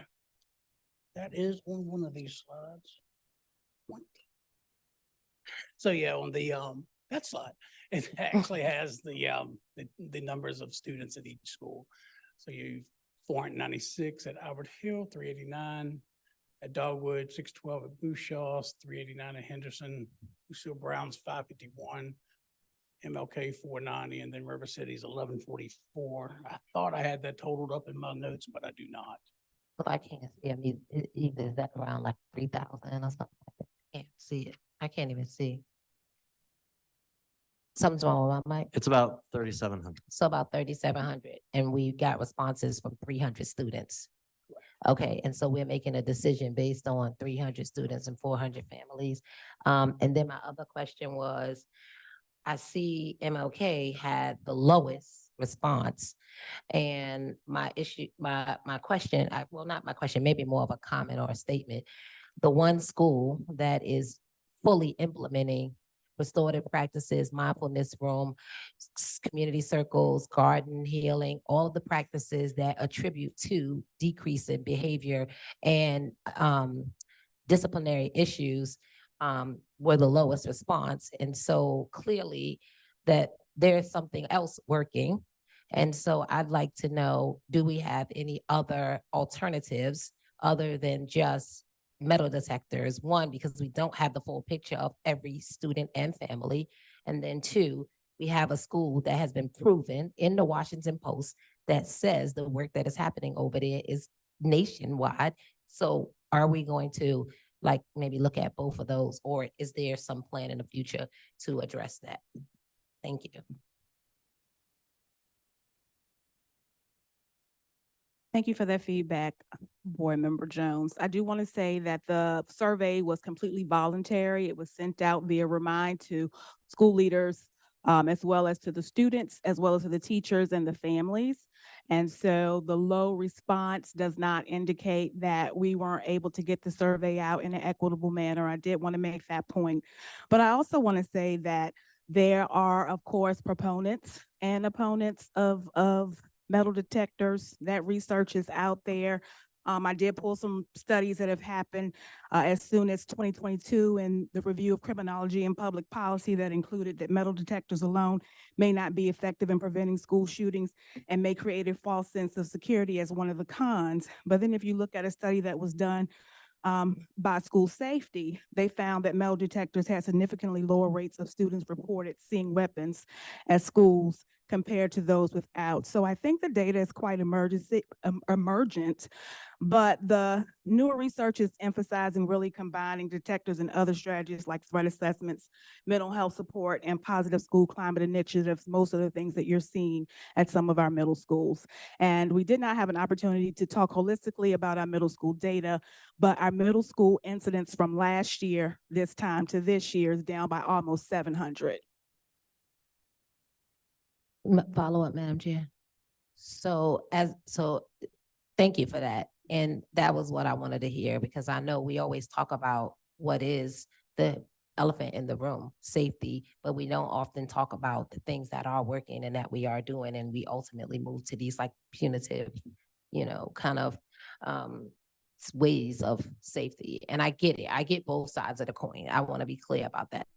But I also want to, if we are moving to vote on this tonight, but then there is additional data or additional like that information about the behaviors decreasing. I don't know if we even addressed, we hear about the weapons, right? And we've talked about this a while ago, but like we hear about the weapons, but like on a school to school basis, how many schools is that, right? Is that 2 schools in in one particular area? Is that all the schools? Are we experiencing this every day? Is it, you know what I mean? I just think that when we are making these determining factors that are very detrimental, despite what the surveys say about it doesn't affect the student, and it does. So I do think that despite what surveys and all those things are saying, I don't think that it has been presented in a way that compares and contrasts that the good and the bad of it. So just wanted to name that, but thank you. Thank you. It's like Dr. Harris Muhammad and then Ms. Gibson. One of the key findings that the survey has told us is that our community is concerned about weapons entering our school. That's a fact, based on the results that we have. And will metal detectors keep all type of stuff from happening in our school? Absolutely not. And so along with this, I would like down the road, future discussion, how are we going to, Mr. Cameras, continue to support our staff and train our staff to look for certain things, right? Because we also have staff that are in our buildings that are not used to some of the behaviors that we see from some of our children every day. So we also have to begin to discuss how does this board support additional professional development, training, because our teachers, we did not go through an academic program that taught us how to look for certain things that are happening with our students. We are there now. And so we need to begin having those type of discussions about how this board supports who's going to be accountable for it, pushing it out. How do we support that push? I do think it's necessary. And then is it an expense to that? Not all professional development cost. I think we have some experts on our staff and our division that can help us with helping our staff, along with what our findings have told us in the survey. So kudos to our students, our parents, our staff, the administrators, the 33 staff and others who completed the survey. I'm like with some of my colleagues that it's not going to be the 100% deterrent of all things negative in a culture and climate, because there are some things that have to occur with adults in the building. Let's be real. And so if we don't help them to change the culture and climate in the building and be, more vigilant and visible, because visibility is key. And we have to be consistent with that visibility. So thank you so much for this presentation. Ms. Gibson? Thank you, Madam Chair. I guess my main point here, I share many of the concerns highlighted by my colleague, Ms. Jones. That this is not a decision to make where there's no con. There is a cost to it. Moving forward with metal detectors make our 12-year-old students feel like criminals every day when they go to school. And given the issues we've had with gun violence, I am more,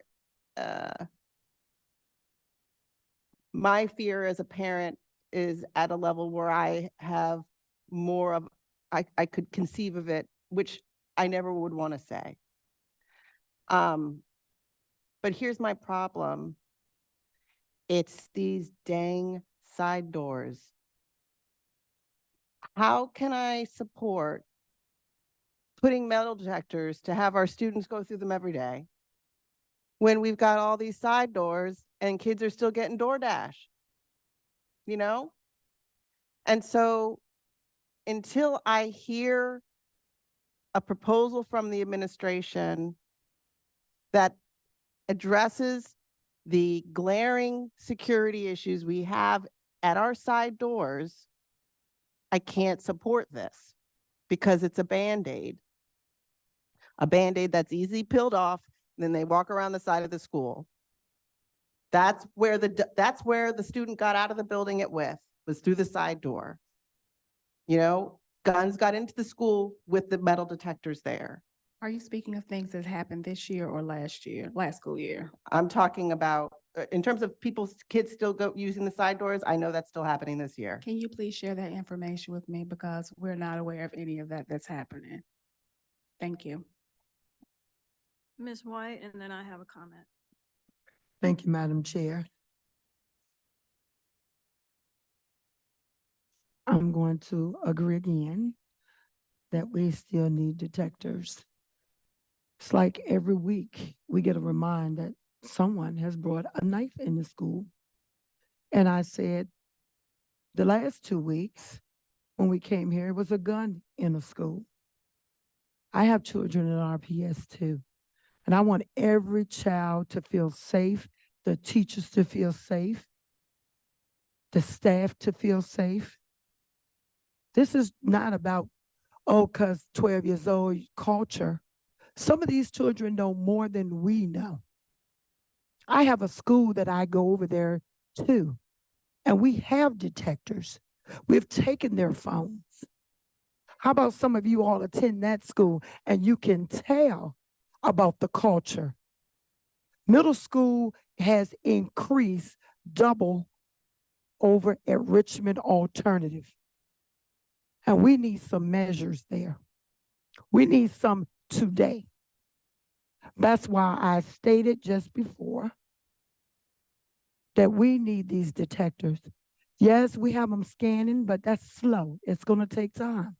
But with the metal detector, at least you can pick it up. And then you can scan the person. But going by bag, you got 600. You got 1,000 and some over here. You got 500 based on the numbers Mr. Beasley gave us. That's impossible in the morning. When are the children going to get into class?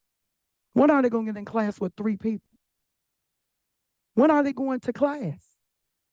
First period will be almost over with 600 people.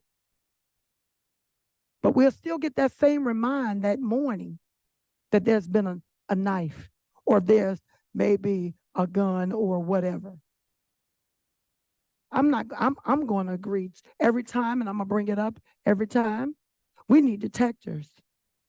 And I don't care what my colleagues said. I was there June the 6th. I don't know was a metal detector there or not. It does not matter to me. When it comes to saving lives, I'm going to put preventive measures in place. That's how I was taught, and that's what I'm going to do tonight. 1 minute. So we need metal detectors. If we have a shortage on CSAs, we don't know we have a shortage on them. We can't do this. I got proof. Come to RAS and see our middle school twice the total that we have had last year, aggressive behaviors. And then you tell me, do we need metal detectors when we send them all back to your school, the students? All right. I think that we are very sad. Just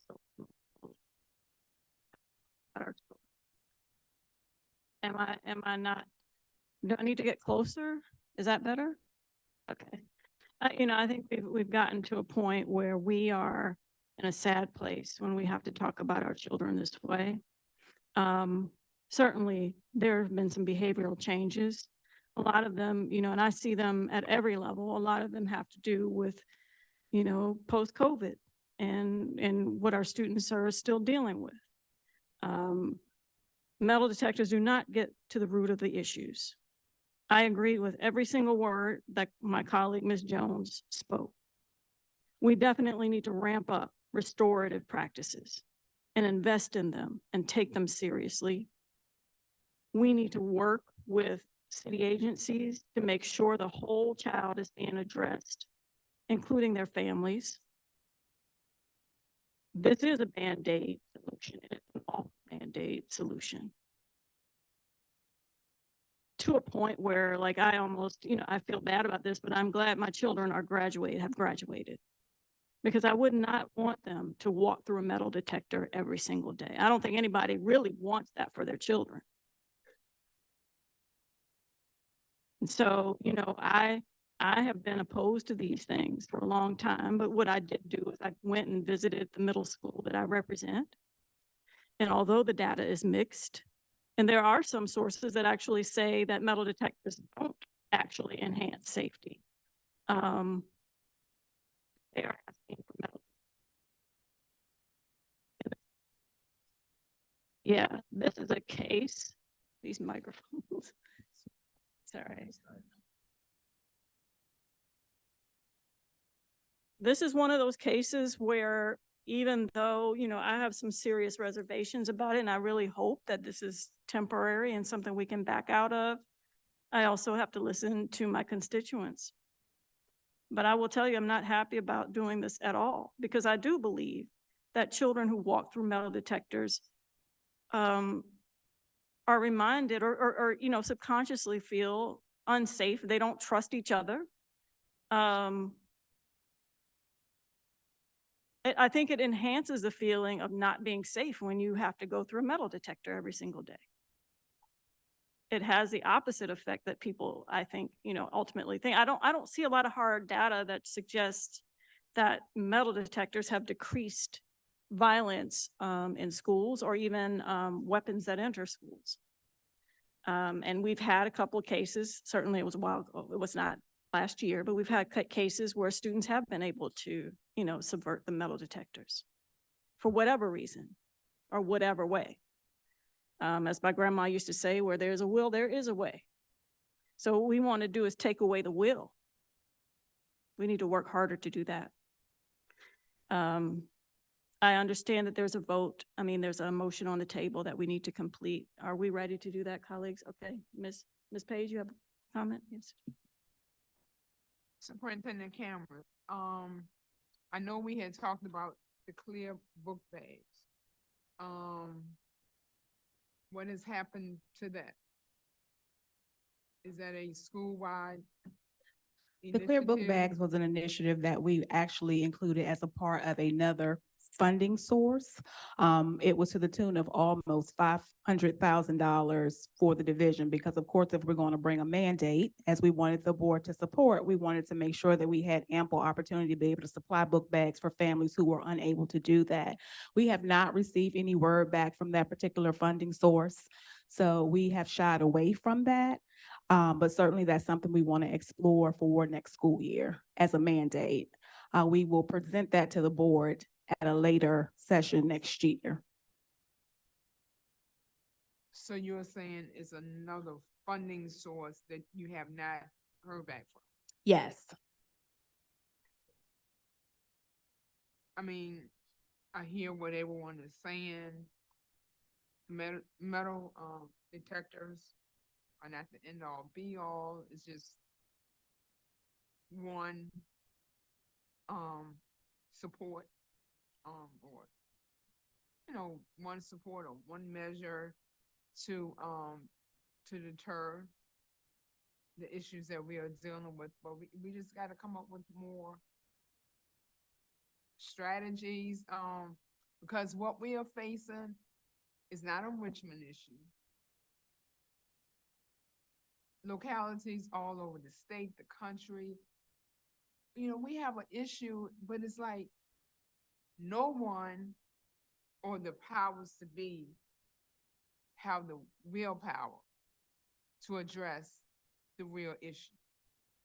And it's like now we're spinning our wheels because the adults that have, the powers to be, they don't have the willpower. And we're just constantly keep losing our young people to gun violence. Well, I send my condolences. I pray for the family. But after that, what? So we got to come up with some more strategies, initiatives to deal with this. And we got to be proactive. And we got to do this now. Not yesterday, but now.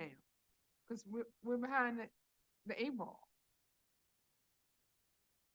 Thanks to the board for all of your feedback. Certainly there will be opponents as well as proponents against whether school divisions would benefit from metal detectors. I will like to give a shout out to our awesome middle school CSA team.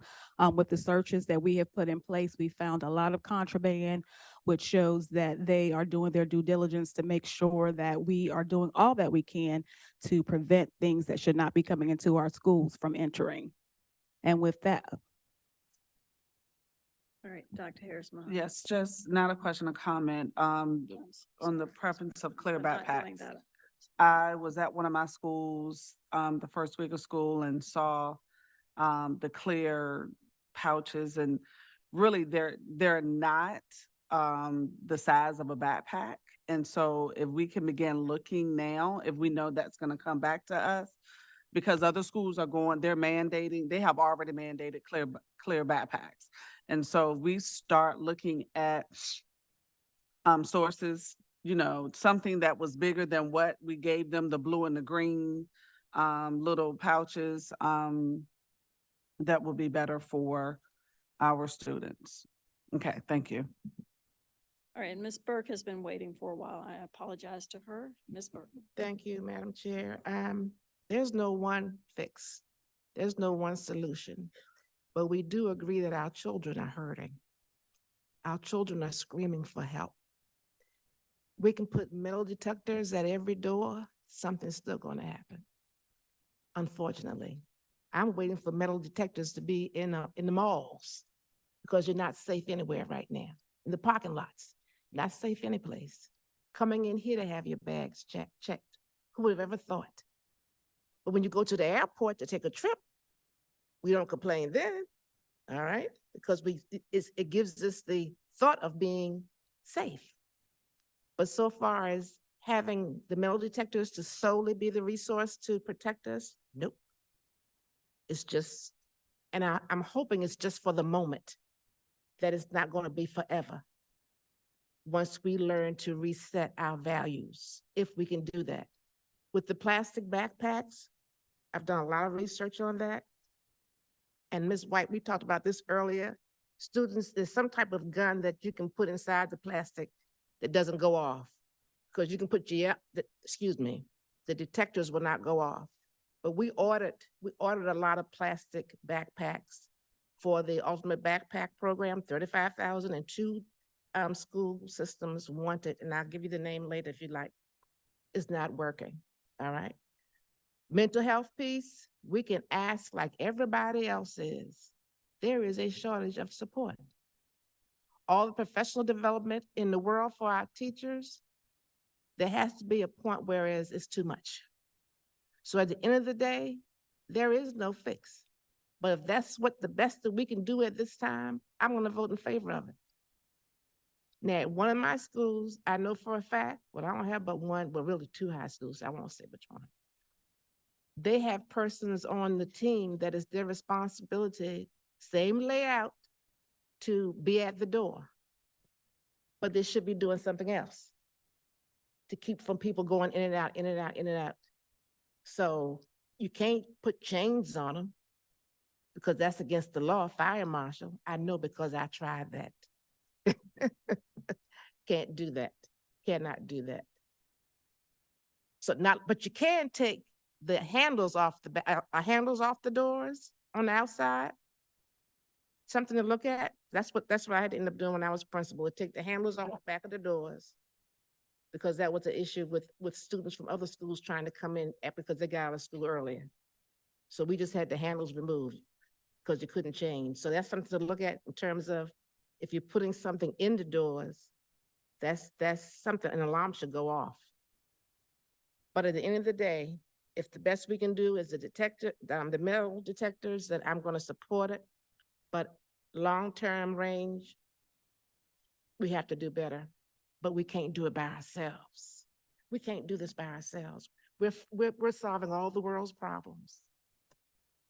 We need help. We need help. Thank you. So I have one more comment, and then I think we can call the question. As far as the idea that we aren't safe anywhere, I don't think we ever have been. And in fact, if you look at nationwide crime statistics, crime is down significantly from where it was 10 years ago. So, I think the media, social media, they hype things up and they make people feel like the world is an unsafe place when that is really ultimately not true. So, we have to be careful about how we're playing into and falling into the entities that want to control our thinking about what this world is and what our children are. And I just feel like I have to say that. All right, so evidently, there was a motion made by Ms. White to approve the use of metal detector. Oh, Mr. Young made the motion to approve the use of metal detectors in all of our middle schools. Ms. White seconded. Madam Clerk, had you started? Oh, I had not. Okay. I'm ready. All right. Ms. Dorr, Yes. Ms. White, Yes. Ms. Gibson, I abstain and demand a plan for the side doors. Mr. Young, Aye. Ms. Rizzi, Yes. Dr. Harris Mohammed. Yes. Ms. Burke, Yes. Ms. Page, Yes. Ms. Jones, sorry. Yes. Motion passes. Thank you.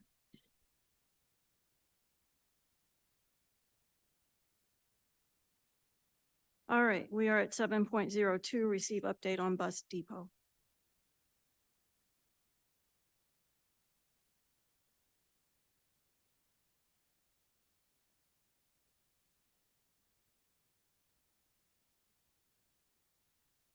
Good evening, School Board Chair, Vice Chair, School Board members, Superintendent Cameras.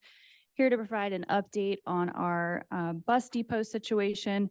I just want to note that this was an effort to be proactive in the current situation that we are in as a result of the fire on Chamberlain for our bus garage. We are currently leasing the property on Maury Street as a sort of temporary space.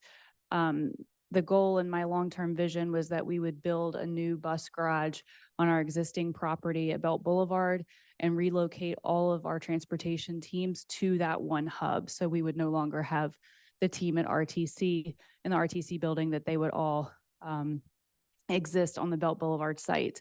So with that, we issued an RFI just to see what professional opinions we could get from some engineers, architects, different firms on our ability to do that and how fast we could do that.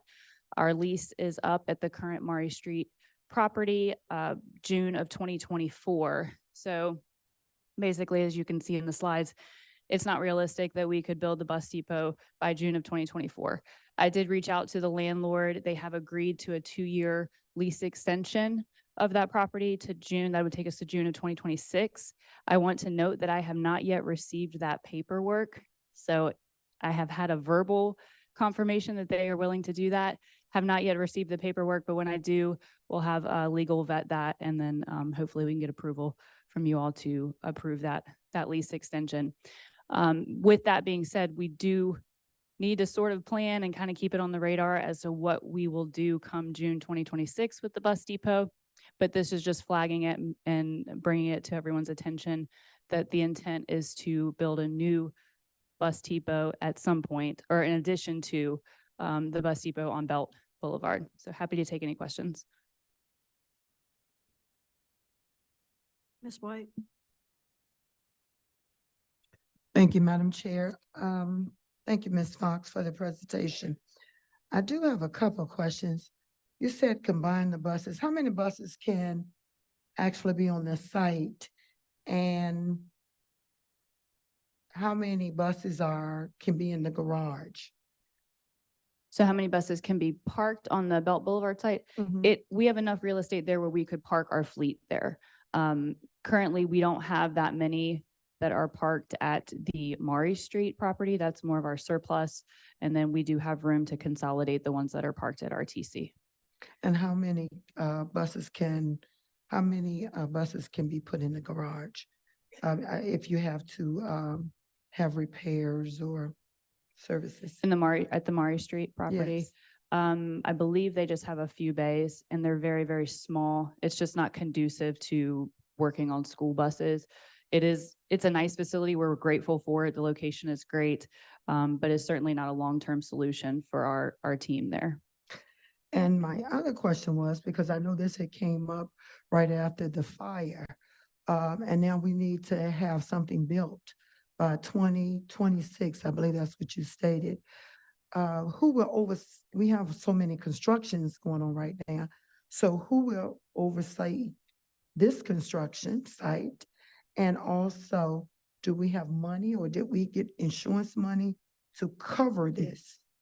So our construction team is staffed and they could handle this work. They have capacity for that. Certainly by then, the Fox project will be completed. We have capacity to handle that. That is not something that I'm concerned with. I am concerned about funding. That is sort of the piece that's up in the air. I will note the $200 million that's allocated from the city is for school construction. I don't think that we would be eligible to use any of that for a bus depot. So I'm coming to you with, no, I don't have any money for this project, but sort of we need to start planning for that maybe. There are alternatives to this. This is not the end all be all that we build a new depot. We can certainly look for additional sites to lease. We've been unsuccessful to find those in the city, so it may be something that we have to extend ourselves out to the county, which has some other ramifications that we can certainly get into when the time comes. But this is mainly just putting it on your radar, opening up for conversation, ideas and sort of creative thinking around it. But for now, my goal is to be able to sign the lease extension that gives us some breathing room until 2026. Okay. So is there any way that, Mr. Cameras, that we can actually, to me, transportation is priority, also a logistic priority, that we can put it on our agenda, just like the other constructions. I don't want it to pass by or slip by, but we have to keep asking for the status of a bus,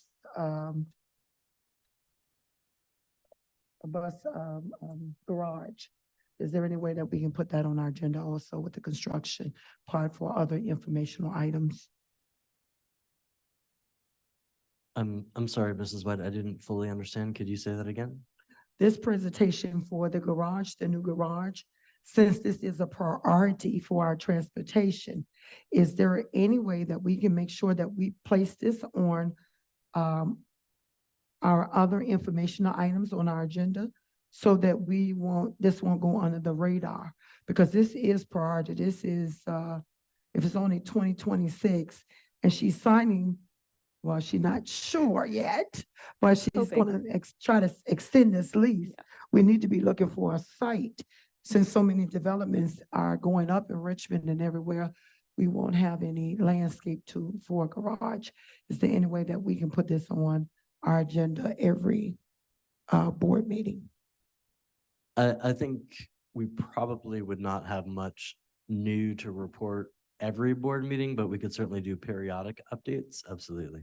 Yes, because even if she finds some site in somewhere to at least Chesterfield, Henrico or something, Sure. she can let us know. And I do want to note that I'm still pursuing that. I'm not up here with the notion that we're going to find millions of dollars to build a bus depot. I hope that maybe we can, but that is still part of the process, is that I look for other properties in the meantime. I'm just fairly certain they're not going to be in the city of Richmond. Mr. Young. Yeah, there is arguably another opportunity that I hope that we'll at least have a conversation about, and that pertains to the Altria building, and specifically if there's an opportunity to do two birds with one stone, only because of the site's so large, 290,000 square feet, and some of those high ceilings. Perhaps it's, Mr. Superintendent, worth an exploratory conversation with some trade schools to partner with us in our curriculum. Your students could use the site, and then obviously our staff would use it. It seems to me, at least a conversation. Yes, that's certainly in the mix of the options as we kind of think through the details of that property. So Ms. Fox, do you need a motion tonight to sign to extend the lease? Are you okay? No, I want to get that paperwork first, make sure we're covered. I do have a verbal that they're willing to extend it. This is simply just letting you all know. All right, thank you. All right, Ms. Fox, you're going to stay here and give us an update on Richmond High School for the Arts. Yes, I am, and I am very happy to do so. So we are moving forward with our early site work package. I don't know if anyone has been by the site, but there's a lot of work happening there. Our invitation for bid for the construction of the building has been posted. We hosted our pre-bid meeting last week, and we're expecting questions from all contractors due by December 7th. That gives us time to issue an addendum with answers to any of those questions that we have. And then that would close in January with the goal of the first read of that contract being at the second January meeting. If you'll scroll, just looking at these photos. So this is exciting. And if you can see the photo, you can see the man standing there, and that gives you some perspective on how large that hole is there that they're digging out to put in our new storm and sanitary pipe. So those manholes are going in now. We currently have a couple in, and they may have gotten to a third one at the end of the last week. So there is some really great movement. You cannot see this from the road. So if you drive by, you can't see how deep that is or what that work is unless you're actually physically on the site. I welcome any of you to come out. Feel free to connect with me, and we can do a little job site tour if you have your boots and you're ready to get muddy. So we're excited. If you'll scroll again, this is the large pipe we have on site. We could all run through there one day if you guys want, like inside the pipe. Next, this is looking at what used to be the outdoor amphitheater. I just wanted to share these photos with you so you guys had some, get your bearings of the site. But this, looking at, going back, That was the old amphitheater there where we had our groundbreaking. So you're looking across what was the football field to the previous outdoor amphitheater there. So happy to take any questions on this process. This is huge. Very excited to be standing here and talking about Richmond High School for the Arts again and the progress that we're making. I see Ms. Page. Ms. Page. Ms. Fox, thank you for this presentation. This is very exciting. It's a lot of buzz. When people see work is actually being done, and I just wish it would be happening sooner, but it's happening. So again, thank you, and thank you for sharing this information with the public. Sure. Thank you, Ms. Fox. All good. Okay. All right, thanks. All right, we are at item 10. Oh, no, I'm sorry, I'm skipping a lot here. We are at 8.01, receive for action board travel and district activity requests. There are none. Thank you. All right, we are now going to move down to item 10, new business. I've already written down transportation update. Is there anything else? New business. Yes, Ms. White. Yes, Madam Chair, as I had stated before, I would like to have on RAS, the re-imaging of the alternative program. Since we're closing out for the year, we have new leadership there, new processes, everything seems to be new there. That wasn't there last year, and I would like to be informed on it. Also, I would like to board informed. I think I had asked for the board to have a copy of the collective bargaining, the new information, as I didn't know if we had actually a pamphlet or something that the board could actually keep. Also, I wanted to talk about the Virtue Academy, new updates. All of these things need to be addressed before the budget, next year budget, and how they are operating and what are their needs. Okay, thank you.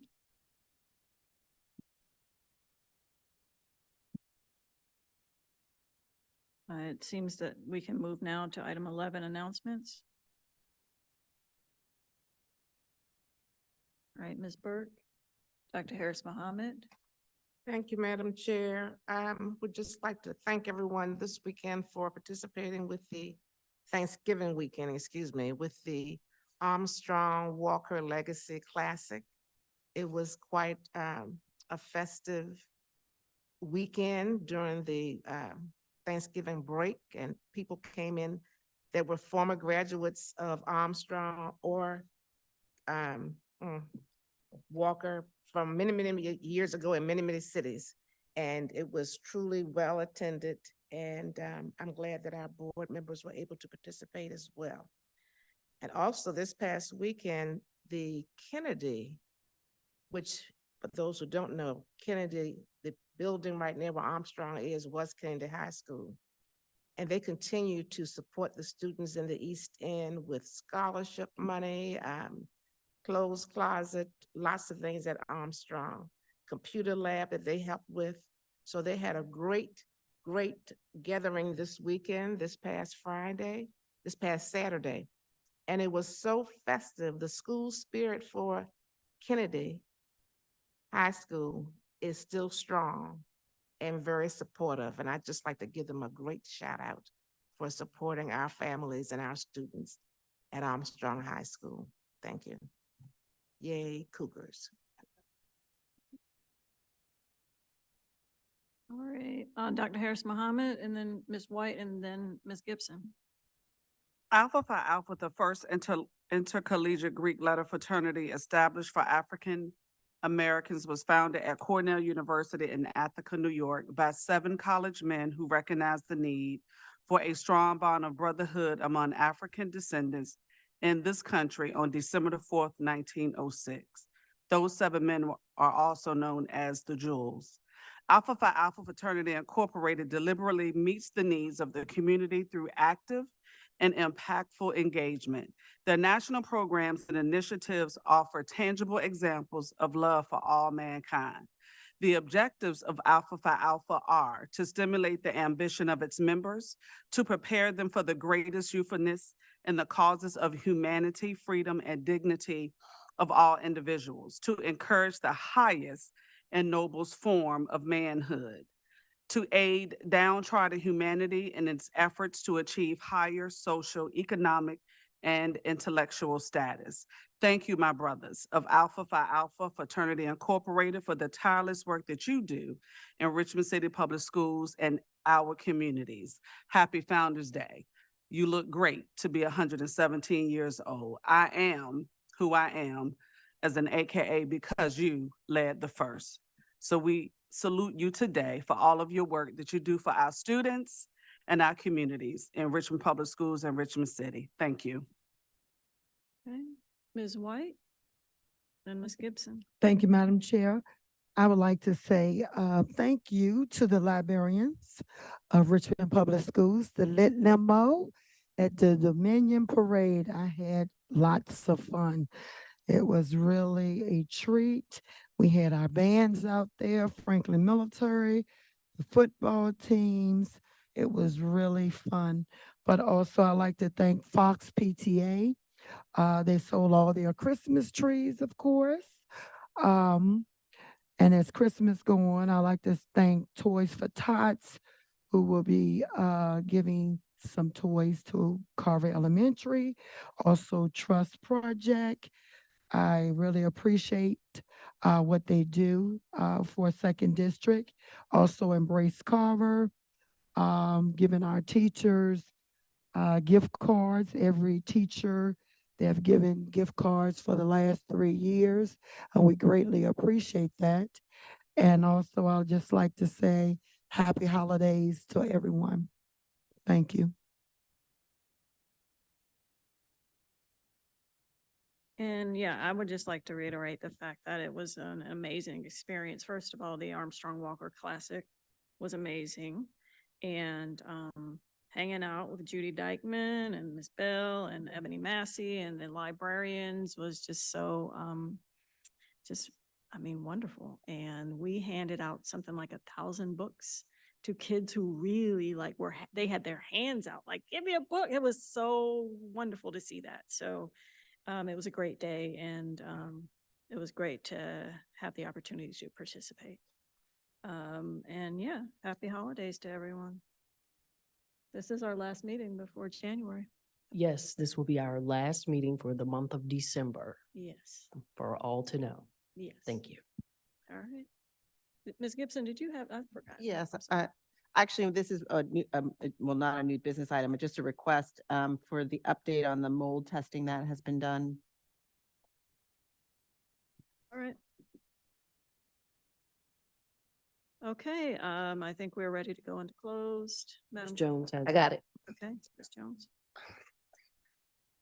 I move that the school board of the city of Richmond convene in closed session to, 1, consider the assignment, appointment, promotion, performance, demotions, salaries, disciplining or resignation of teachers, principals, assistant principals, or classified employees, or for discussion, consideration, or interview of prospective candidates for employment for teachers, principals, assistant principals, or classified employees, including the evaluation or performance of a specific employee of the school board, employee matter 2023-8 and 2023-9, appointment of hearing officers. Second.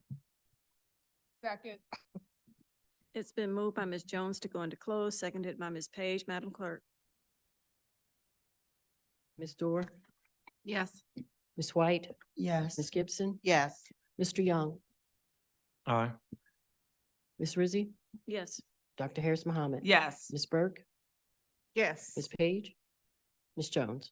Yes. Motion passes.